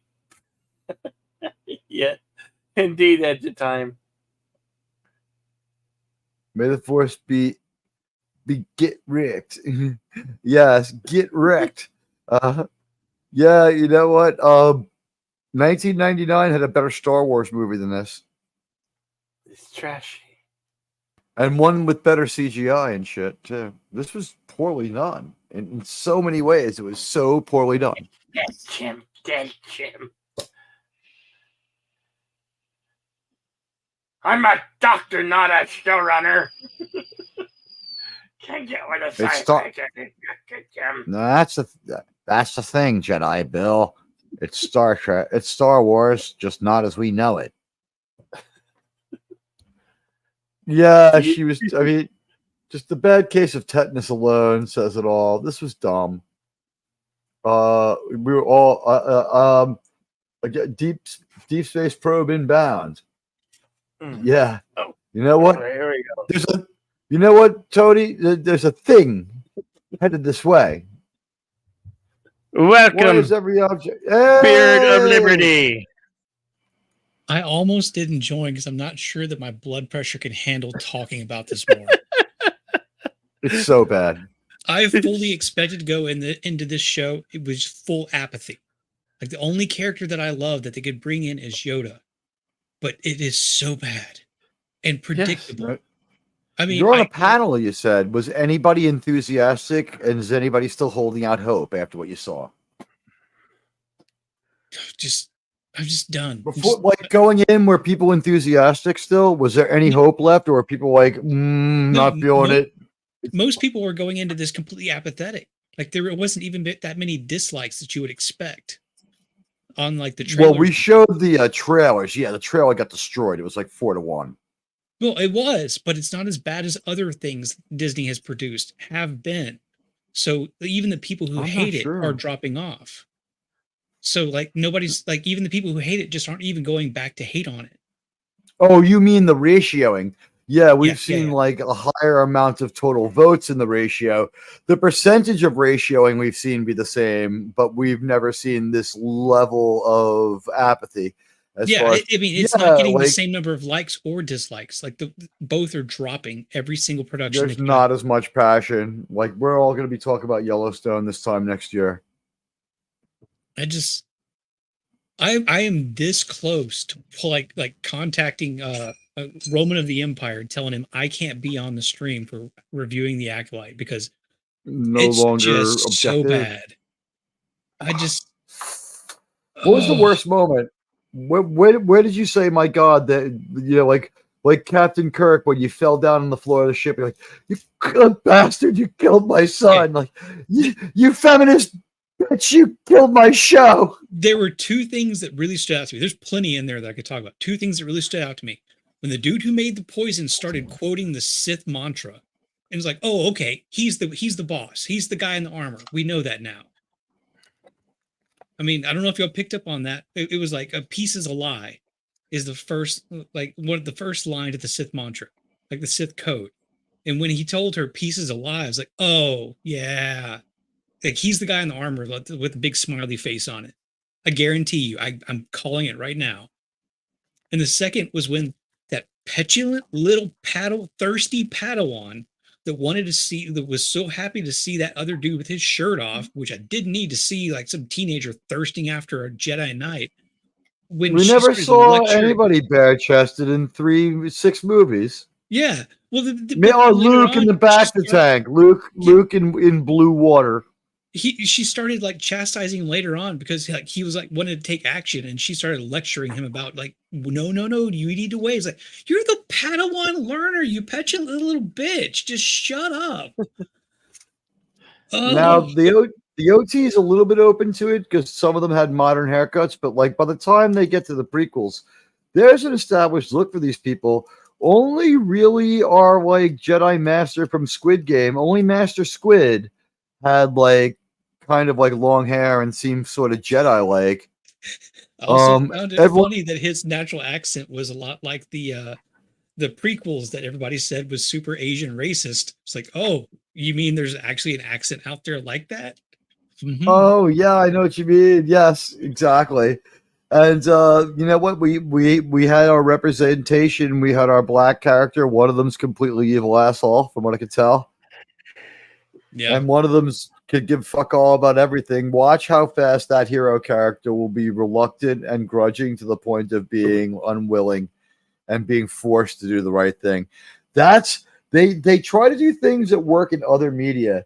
And let's see, Annoying Critic says, I was glad when Disney bought Star Wars, thinking they would do better than Lucas. Lucas is a genius. Well, he busted up his collaborative team, and you can see a little bit of the dissolution of his talent. And he makes a comeback because he brings some people back, they say, for Revenge of the Sith, which I think stands with the OT. But the other two prequel movies, you have to be in the mood for them. Yeah, especially for the clones. prequels, he definitely had gotten like too big for his britches. Nobody wanted to say no to him. I think what saves us is that he goes on the internet anonymous. Is like, I'm THX.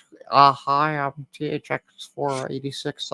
What did you think of that great movie, Phantom Menace? I really enjoyed Phantom Menace. I thought it was a really good movie. They didn't go far enough in a lot of places, and people are like, fuck that shit. That movie sucked ass. I waited online overnight, dressed as fucking Luke, and I went in there, and it sucked. And he's like, I thought that the use of CGI was pretty innovative. Really pushing the envelope. That was some fucking bullshit. Looked like a 1960s Disney hybrid cartoon live action thing. What the fuck was up with that? It was like Bugs Bunny got lost in the way to Pismo Beach. I think that George Lucas is the greatest storyteller of our time. He was an asshole like Stephen King, and he's like, oh my god, what have I done? It's like, George, you've been crying for 6 hours. What's the matter? I just got my anonymity back, and I believe I may have gone a bit too far in a few places. It's just, you know how like the sequels made people appreciate the prequels more. Yeah.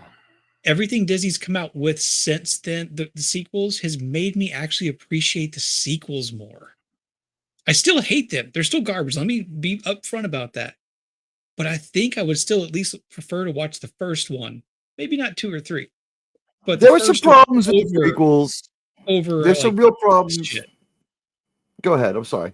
No. I was like Kenobi, Acolyte, even Ahsoka. I would rather go back and suffer through the sequel trilogy than go back and go through Ahsoka, like Kenobi, or get further into the Acolyte right now. I don't recommend. What I thought of doing was drinking whisk. Don't do it. It's very bad for you. But that's how I felt watching this show. Or like a lot of liquor, like both of which probably bad for you. I was just like, this is fucking terrible. This is fucking terrible. And like both of these twins were separated. Just they went with the same style. Yeah. It's the Prince and the Pauper. Somebody that I follow online, is it Lily 300 Mirrors on X? She said this first episode is basically the when Ahsoka was framed for the attack on the Jedi Temple. It's basically the same story. So they're recycling. See, I believe that Ahsoka had a lot to do with that attack on the Jedi Temple, and I'm not ready to let her off the hook. No, yeah, she's a smug asshole, and I believe that she should be. I think it should be strongly looked into. You know what? You don't have a Death Star. You don't have a galactic empire. Yeah, now that I know what she came out to be later on, just like this really boring person that just goes on these stupid adventures. Yeah, you know what? Lock her up. And with the new rules that we have on Disney, where as long as they didn't not show her doing it, they can introduce like weird canon at any minute. Sometime at some point, we'll find out that Order 66 is all the fault of like Luke. He did something like from the future that blew back into the past, or right? And like, by the way, I'm like, can we make Order 66 great again? The most failed military operation of all fucking time.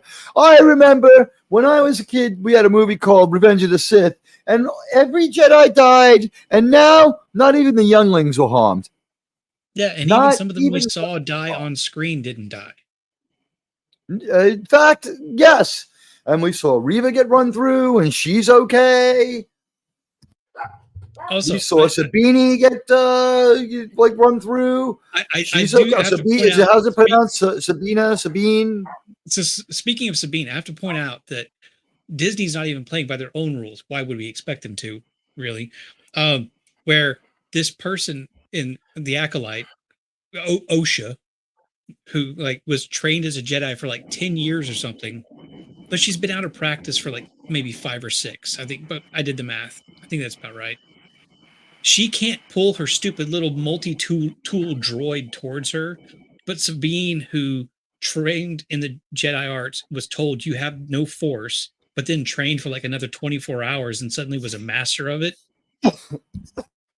Just it doesn't make any damn sense. I mean, I don't know why I expect Disney to actually play by any kind of rules, because they've already thrown them all out the window. Nobody cares there. Nope. Nobody cares. I'm sorry, Jedi Bill. No, I should, it's fine. Hi, I just took over your stream. It's fine. Yeah, it's fine. We are absolutely happy to have you here. You were totally invited to give your opinion. And as the new man in the room, you get to have the floor first for a little while. And you got to we wanted you to get this off your chest. All right. So here's what I'm saying is with this iteration of Star Wars, like these two twins, like they styled themselves the same wherever they went. Like no one can tell them apart. And it's like this bad Prince and the Pauper kind of thing. And they're once again in over their head in their story. There's so many spinning wheels and gears. It's extremely stupid, and it looked bad. Like these people look bad. Carrie-Anne Moss looked 56, and even though she's still pretty, it was just like, why are we hung up on these overage ingenues? Well, and regardless, I knew she was going to die in the first episode. That was also a waste. So if you loved her, they didn't serve her very well. Hopefully she made $100,000. I don't know what the point of having her in there was. She's coming off one of the most disliked franchise sequels of all time with Matrix 4. Oh my God. I still, in my head canon, that is still a troll against the studio that basically made the Wachowskis do it. Intentionally a troll.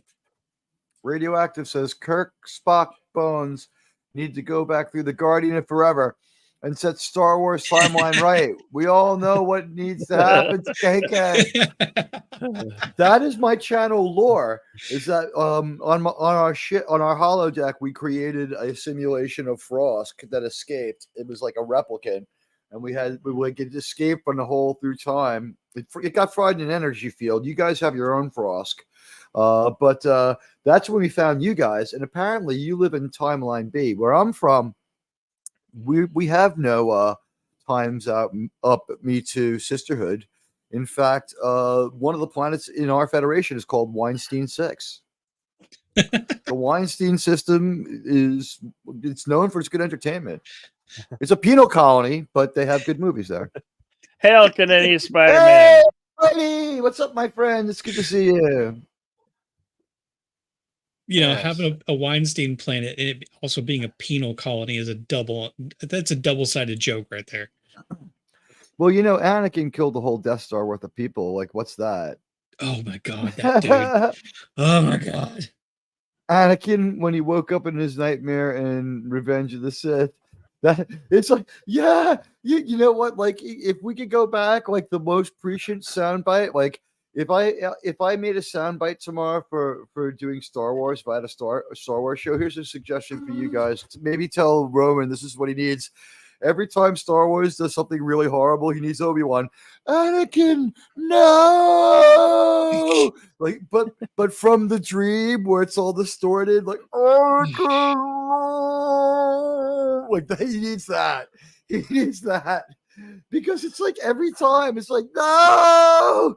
It's clear that Leslie Headland has never seen a Star Wars film before. None of them have. None of them, and I think she watched them hatefully, honestly. After what I just saw here, this is absolutely angry, very, very divorced from reality. What they're trying to do here is they think like the Star Trek people found this out the hard way. You're going to find out too.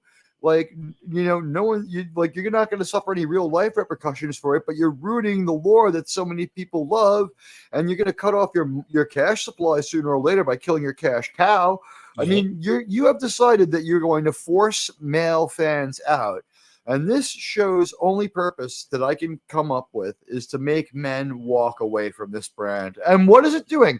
You said before that you would fucking walk away from this if you weren't committed. Jedi Bill said the same thing earlier. People are just like, we have Disney Plus. That's going to start changing too. Disney Plus better get themselves Monday Night Football. Ain't nobody going to watch that fucking shit. They better find a way to make like ESPN non-standalone. People might pay the $80 a month to find out if they won their football pool. Either that or radio is going to make a big comeback on Monday nights. You want to read this? Mark Harkness says, Howard Weinstein wrote The Pirates of Orion for the animated series. Also the novel Covenant of the Crown, a good early Star Trek novel. No, I'm talking about the guy who's going through appeal in the New York justice system for theming people. The other H. Weinstein that we don't talk about. Yeah. You know what? I want to say something. I was really hurt by the whole cancellation of him, even though he deserves to be punished and he's going to go probably be found guilty again. Like, if anything, this guy's so guilty, we don't have to worry. He is going back to jail. They're not allowing him free while they hear the appeal. I would much rather have him in jail on real charges, and it's good that there will be due process, and he's not getting out, so don't worry about that. But I was watching a movie the other day, and it was a horrible movie that sucked. The first 20 minutes were absolutely the worst 20 minutes of any movie. I walked out of the movie in the theater. I only went to see it because it had the Phantom Menace trailer before it. I saw the worst movie ever, Meet Joe Black, was on TV the other day, and I had hurt my arm, so I couldn't reach the remote control. And it was weird, you know what I mean? Because if my arm hadn't hurt so much and I had fallen over onto it, I would have found a way to get to the remote control. So basically, it took me a half an hour, and I was able to turn it off with my tongue. But meet Joe Black, quote unquote, fell over on it, aka spent 8 hours jerking off. I was drunk. But the thing is, like, I turned it off. I finally managed to turn the movie off. Hit the remote control with my tongue, but I saw the beginning of it, and I felt a sense of loss when I didn't get to see a Weinstein production before the movie. You know, they took that away from us. And what do we get for it? This? You know what? I would have rather have watched a black placard that said a Weinstein production for 40 minutes than this movie. Just play like any soundtrack behind it. Play the soundtrack to Star Trek the Motion Picture. And I would be like happy as a clam to sit in a movie. I'd pay $5 to sit in a movie theater and hear it on the movie theater sound system.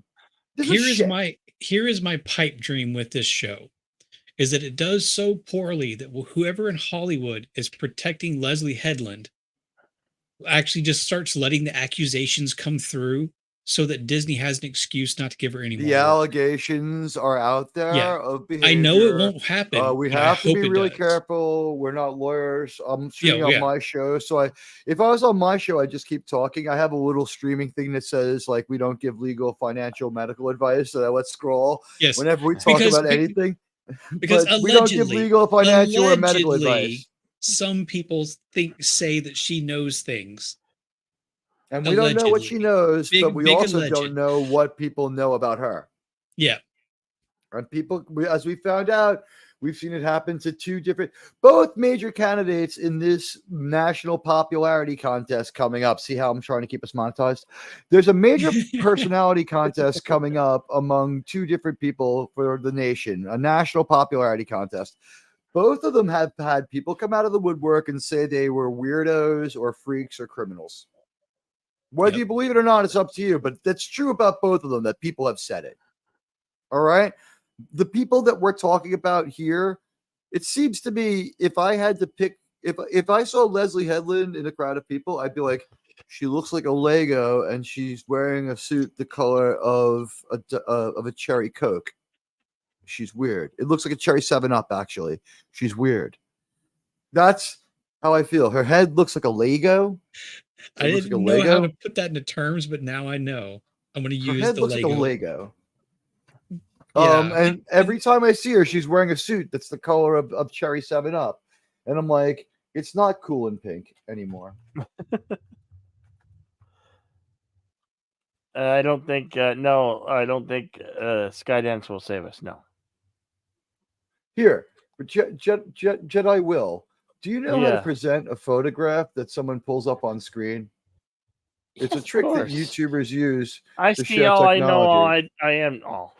Yeah, it's just that I've seen your karaoke show, so I don't know. No, I'm busting balls. Jedi Bill, a great host, a great friend, a great producer. I'm gonna show everyone I a am picture the here. all-seeing, Tell me, all-knowing Jedi. does this look like a Lego to you? Does she look like a Lego? Look, if I'm being kind, It looks like something scary. yeah, if I'm being No, kind, well, I be would say careful that here. the hair Be and the careful. glasses don't do her any favors. Look, I'm just going to make a comparison here. All right, I'm going to do my best here. Please, just let's take a look together, and maybe we can make a decision for ourselves, like the grown adults that I know we all are. Okay, here we go. I'm going to share a different tab. You're still sharing, Jedi Will? Yeah. All right, so Jedi Will, I want to show you another picture. Ready?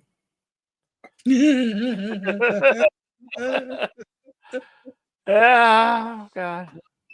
All right. This is Leslie Headland. Okay. You know what This I'm is thinking Leslie right now? Headland. I'm thinking I wish I had 4 cherry bombs, and I'd definitely blow the shit out of that. Strap 4 cherry bombs to it and blow the shit out of it. How much Or did she you look her. like the Lego woman I showed you? Identical. The Lego woman. Okay, I'm not one that normally goes after people's looks because you can't. That's something you just are bored with. But the Lego woman I'm didn't not have enough going after forehead. her looks. Like, I'm not calling her ugly. I'm not No. making fun of her physique. I'm simply saying, we can look at 2 different pictures, and I can say, like, here's the Lego woman. Okay, and then here's Leslie Headland, and back like again, just in case anyone thinks I'm being mean. Here's again. I'm sorry. Oops. Sorry, Jedi Will. One more time. Here's the Lego woman. Okay, this is the Lego woman. Yes, we've seen it. And for one last time, here she is. She looks like a Lego, in my opinion. Leslie Headland. I messed that up, but we've seen it. Leslie Headland looks like a Lego, and she dresses like a bottle of Cherry 7-Up. I can't see them writing the ship on this. Looks like a bottle of Pepto. We have 11 votes. People are scared and sickened. Ever think that there would be just too much Star Wars and you'd be embarrassed and afraid? Just scared and sickened, 9%. No, 20% of people are like, and I'm with the 20%. Like, I never thought there'd be so much Star Wars I would want it to stop. If I told you your favorite character is coming, you'd be afraid for them. I mean, I was the guy in like middle school that read every single Star Wars book I could get my hands on at the local library. I have a book on the shelf behind me. I'm not going camera on because I didn't prepare for this, but it's literally called Obsessed with Star Wars. It's a trivia book. And I had coworkers that would turn to random pages and ask me questions. And I never, and I'm not exaggerating, ever got anything wrong out of that. I was that like weirdly dedicated to Star Wars. And now I just want to see it stop. Like, it is long since dead. We're at Weekend of Burnings. Like, they're just puppeting this corpse around right now. And I just want them to stop. Bury it, burn it. I don't care. Just stop. Oh, it's a trash fire. And I turned my camera on just to prove I can. This is actually the therapy room at a very high security mental institution on my ship. But even big in that, it's really cool. Look at Sean Carter's model. Ooh, cool. Take down the comment for a second so people can see it. It's really cool. My friend made me a model of the USS Constellation from the episode The Doomsday Machine. It's a Star Trek episode where they run into a Death Star. and it's already totally fucked up one Federation ship. And when the Enterprise comes along, they have to like fight it out with this thing. And it's, of course, one of the greatest episodes of Star Trek. But I and I alone have a USS Constellation, and I'm so proud. Now I need a doomsday machine on the other side of the room. Nice. And I do. I need a doomsday machine on the other side of the room. And somewhere in the middle, hanging from the ceiling, I need like a Federation shuttle. Like going towards the doomsday machine from when Decker's like, I'm going to ram this thing right down our throat. That guy does so many great horror reactions that I could use all of them and just make a video for this movie. I have reverse enthusiasm for the next episode. Like, I hope that all of you will be so kind as to join our watch parties and listen to our commentary. But I have no enthusiasm whatsoever. Just the continuation of the shit show. Star Trek ends and then this happens. I mean, and, there's every that time saying, I feel like I'm out. There's the saying that a shared joy is twice the joy and a shared sorrow is half the sorrow. And that's what we're doing. We're just like grouping up so that we can divide the sorrow of having to deal with the death of our favorite franchises among a bunch of people. Because otherwise it's too much to bear. In a nutshell, Gavin's right, by the way. She does dress like she's on Miami Vice. Oh, God. Yeah, except louder. Just wait for the next episode, because apparently that's the one where like the message shows up. So we'll see. You know what? Gavin Blackburn's white. I could just get another windsock and dip it in plaster or concrete or whatever it was. And this is what we all wish we could do to Leslie Headland right now. LH does look like she came straight out of Miami Vice. She really does. She's dressed like a Miami Vice criminal. She looks like a bad guy. She's got like the bad guy glasses. She's got the same glasses as like the guy who gets the headpiece of the staff of Ra burned into his hand in Indiana Jones in the temple and the last Indiana Jones and the Raiders of the Lost Ark. Except hers are bigger. I've never understood the oversized glasses aesthetic. I don't like it on anybody. They could be on like a really pretty woman that's got these oversized glasses, and I just think, no, you look like either a grandmother or a bug.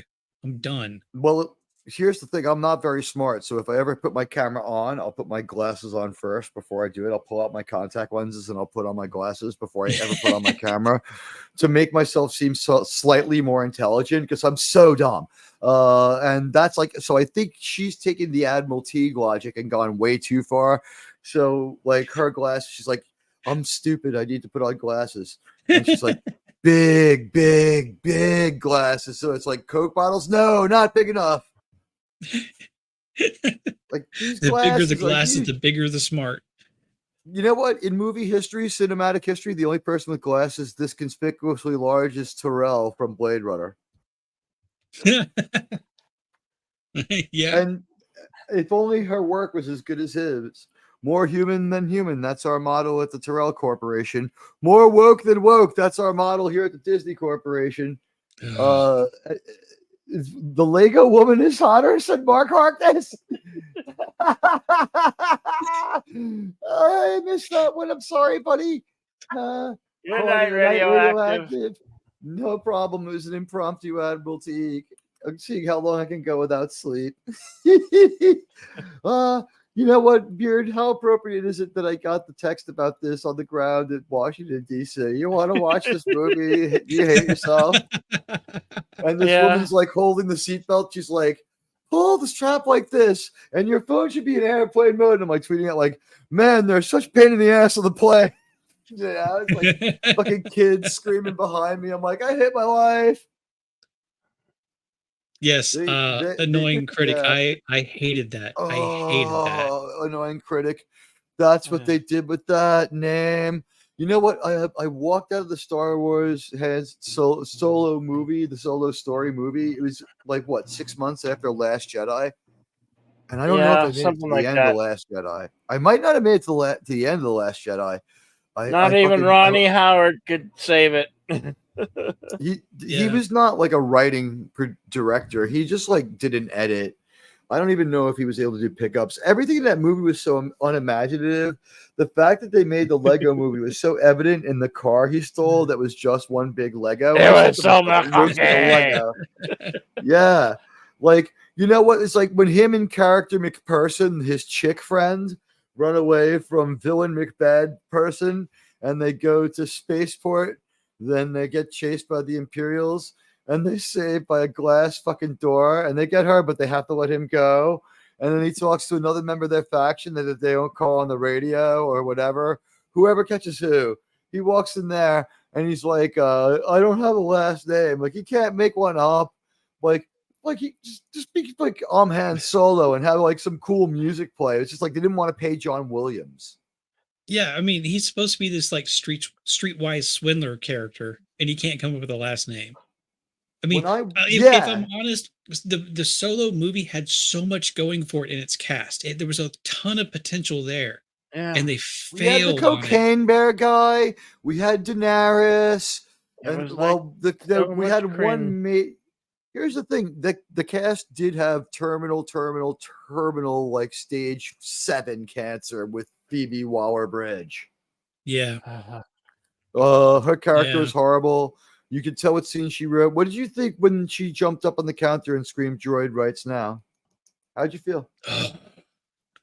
That was the worst part of it. I mean, I'm a defender of several points in Solo, not the entire movie, but the droid uprising, no, that was dumb. I don't even know. Like, I think even that, like, if there was an exciting moment during the train chase that shouldn't happen, like, we have to take issue with it only happened to have that moment. So you have to throw that away. You know what I mean? Because they didn't justify it good enough. This is a spacefaring society. Why? Yep. Why? They're spacefaring. Like Solo had a lot going for it, specifically with the cast, and they failed miserably.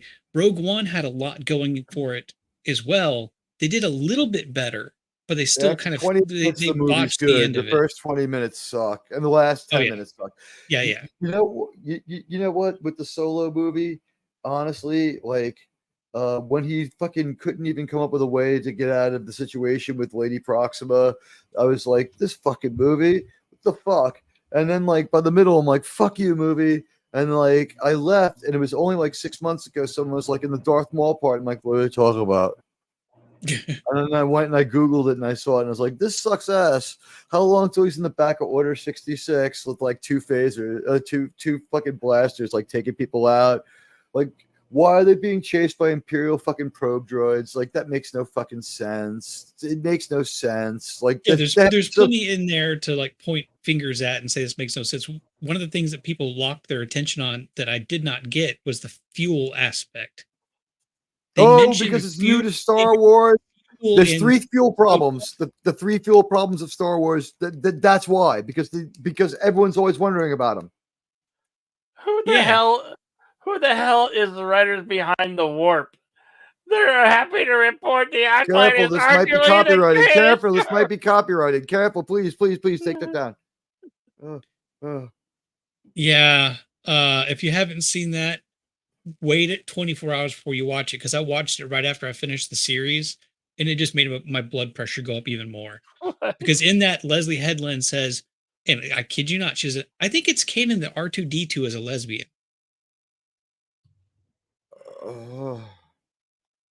Yep. Why? So because he wears blue, like the blue denim outfit that Johnny Cash type lesbians wear. I don't know. Like, does this movie even accept that some lesbians dress like Johnny Cash and some do they know that there are different types of lesbians too? Or they've never, like, it sometimes seems like they've never met a black person. What did you think of Norville from Velma as a Jedi in this? Don't ask me. No.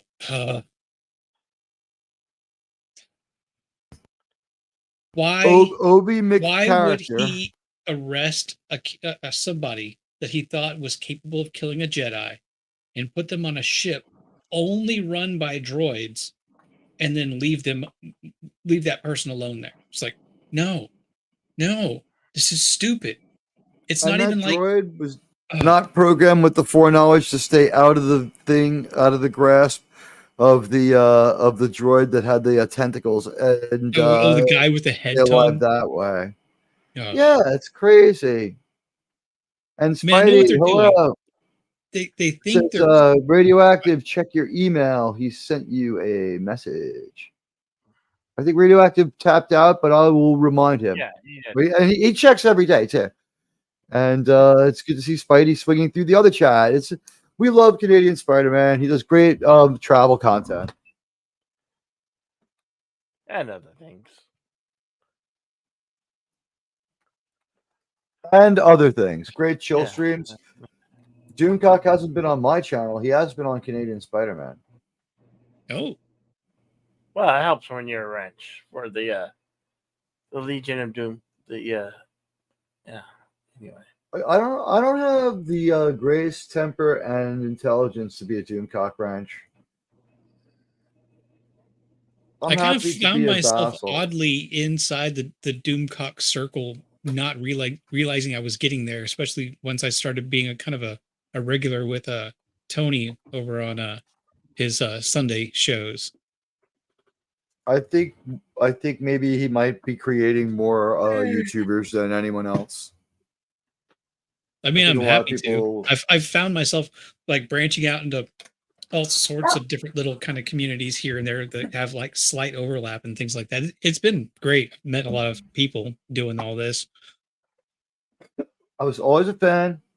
I was a paid sub already at the lowest level. It was a bargain, $1.99. Guys, join Doomcock for a fucking $1.99. It's so worth it. But do what you want. But I was like, I had 160 subscribers, and I was doing Star Trek Picard. It was like at the end of it, he had me on his show just as like a thank you, and we didn't even do Star Trek, but he was so cool and so nice to me, and like it's a good community. He himself is a great leader of the community, and he went out of his way to help me. It was sweet. It's cool. He didn't have to do it. Stark of Iron says Doomcock hasn't been in my chat, much less my panel. Yeah. I thought he We was all on have the other life. day when you were on with you were a guest on another show and you spoke to him the other day. Yeah, no, he's Well, been you've got Canadian extra- Spider-Man, but he's been on Canadian Spider-Man's channel was the one I was saying. Because I was you've there. got extra beard power in your Sunday shows, so maybe who knows? You get extra beard Yeah. power. That's some Now- magnetism right there. Does the I beard don't know have any why like it is, but it nicknames? happens. Do you have like any No, no. nicknames for the beard? I got one for you. You ready? Here we go. Oh, This God. one's a little gross. Ladies, if this is gross, I apologize. Ready? The womb broom. You like that? I'm going to see you. I'll be here all week. Tip your waitress. I know exactly the people that would appreciate that joke, and I'm going to share it with them tomorrow. I'm going to credit you and share it with them. And then next time, like some lady's like, "Ooh, how long you been growing that beard?" You'd be like, "I've been growing the womb broom long enough to make you and I the very closest of friends." Yeah, and I get 10% of that. Which means you have to take pictures. Just text them to me, DM to me. It's like something. Get something out of this. But yeah, okay. So I've now branded Beard of Liberty's beard. He's Beard of Liberty, but I have given the beard itself a name, or at least a nickname. Like baseball players have several nicknames. It doesn't have to be the only one. We could There's have a other couple nicknames. of family-friendly streams that I'm on that I definitely cannot repeat that. Well, we already found out that on YouTube, rather than say the name of a country that's near Japan, we should just say vagina. Yeah, He like on my speaks Monday back- show when my she's- co-host kid is in the chat, I can't be like, "Oh, hey guys, by the way, my beard's now the womb broom. Say hi to your kid in elementary school for me." But it would be messed up if you had your kid, like he'd be like looking at your beard for a minute, and, like looking back at his mother, like, I don't know, Dad. Maybe you need to shave or drop that nickname. And I don't know, just. Oh my god, you just about killed me with that. You know what? Like I said, the show wasn't any good, but the watch party's fun. We do our best here with that one. guys, Yeah. we've tried to do our best. Canadian Spider-Man's link is in the chat, by the way. Jedi Bill, you highlighted that, right? Yeah. Yeah. Well, at least we have something great to look forward to. We have The Boys coming up on June 13th, boys. and we have later in July, we have 5 episodes of Cobra Kai returning. So that we get to watch for a short time. We get to watch the shit show unfold as it's utterly crap, and it gets stinker and stinker week by week, and the ratings get lower and lower. I can't wait to see the numbers they try to tell us are real, and we know they're less. Right. It'd be like that scene from Dory, or mine. Oh yes. I don't know. Guys, on my channel, vote now or forever hold your peace. We'll discuss the poll results just real quick. Usually makes for a decent discussion here. Did you ever think there'd be just too much Star Wars and you'd be embarrassed and afraid of it? Scared and sickened, 17%. No, 17%. And I don't know, just make it stop. It'd just be better. Better for you, better for me, better for everyone. It's really sad that if so many people are just make it stop, because we've gotten past the point where we want it to get better.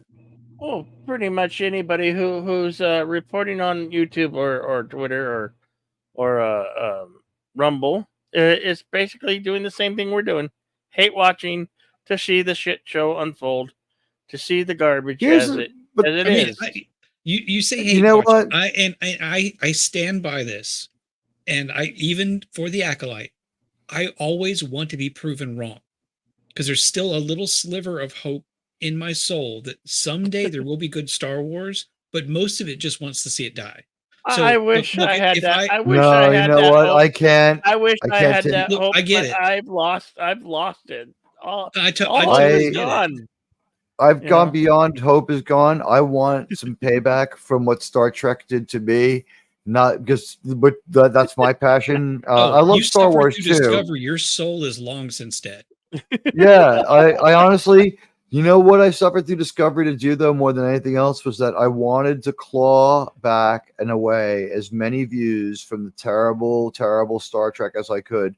So that 1,300 person watch party, you know what? I'm painting those views in the hull of my fucking starship, like a fighter pilot.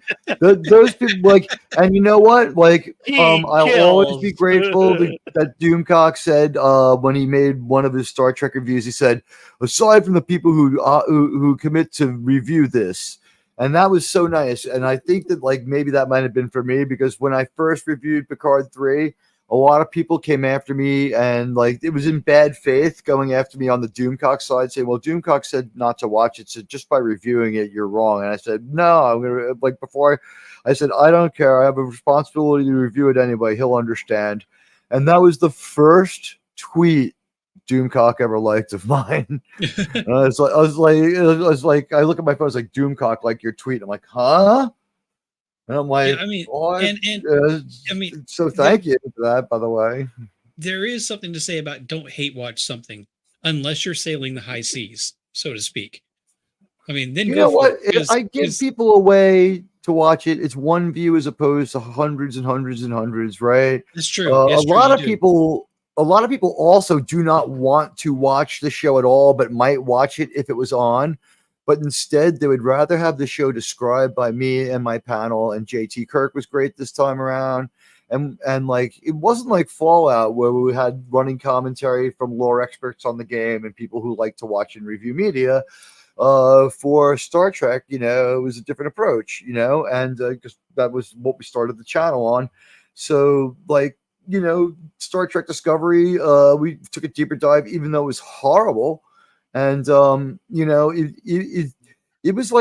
was a hate watch, but in a way it was it hurt that Star Trek had brought us to that point. You wanted them to turn it around, but this But that iteration, you knew it could never save itself. And that Okay, show I'm right not. as I'm well. not happy watching. I just enjoy watching a train wreck. You know, it's fun. It's fun. This has been a blast. It's like when you see Yeah. a car wreck, you have to slow down and look. Yes. No, I'm too self-important to say that. I'm doing a public service. I am stopping people from getting shitted up in this bad Star Trek thing. Teague A is lot not of as people don't even plebeian watch. as us. He's not as plebeian as us. I have a mission. I want payback. You know, the young boy who grew up on Rigel dreaming of traveling back in time to write Star Trek. On my planet, when we watch Star Trek, it's a little weird because it's about history, because we've advanced beyond that. But I mean, you know, I come from what you would call the late 23rd century. I went to Jackson Roykirk High School. But you know what? I don't know. Have we said it all on this one? Joe? Pretty much. Maybe we should all go around and plug and we embiggen ourselves. I don't know. You tell me. Yeah. Start with the beard. Give Beard a minute to fish up his link, because I have just gone to the lengths of pulling up my link, which is a great link. Let me tell you something. I have the best links. Other YouTubers, they have links. Mine, it's a whole new ball game. You can't compete with the links that Admiral Teague has. And let me tell you something. They're fantastic links. But this is my link in the chat now. I'm on YouTube. My name is Admiral Teague. I have a show called Saving Star Trek, where we watch and celebrate Star Trek, classic Star Trek 6609. I have a show called Star Trek Share Your Pain, where we watch New Trek, and I am the leader of the largest New Trek community, and I say on behalf of all of us, it's horrible. And then there's Teague Saturday Cinema, where we watch movies. Please join my channel, Admiral Teague, here on YouTube. I'm your buddy, Admiral Teague. Thank you. All right. Well said. All right, I'm going to put something here in the StreamYard chat. It'll at least post linkable over on Teague's channel where I have a wrench. Anybody out over in Jeddah Bill, you can just read it. I trust that you can retype it. Put it in the private chat. I can put it into the main thing, and I have a wrench on both. Yeah, I did that already. Yeah, I don't really do anything on my own channel. I just am a Twitter, X, Twix, whatever you want to call it kind of guy. But I found myself kind of over being a regular co-host on After the Weekend movie reviews. On Monday nights, we do like movie reviews and things from like the 80s and 90s, because we're all about around the 40-year age, so that's our childhood. I'm also popping up on a couple different channels. You guys are old. Yeah. I'm popping up on channels on Tuesdays, Thursdays, Sundays over with Tony Stark of Iron. So I'm kind of all over the place. So the best place really to find me is on X, Beard of Liberty, because you never know when I'm going to show up someplace. So when I know it, it goes up there. Yeah, and come back to Saving Star Trek sometime. Yeah, you usually do those like when I'm in the middle of something else. So sometimes I'll like let it stream while I'm in the middle of something else that I can't really be commenting. Definitely on. Listen to it. Yeah, I'm pretty good at doing the lurking.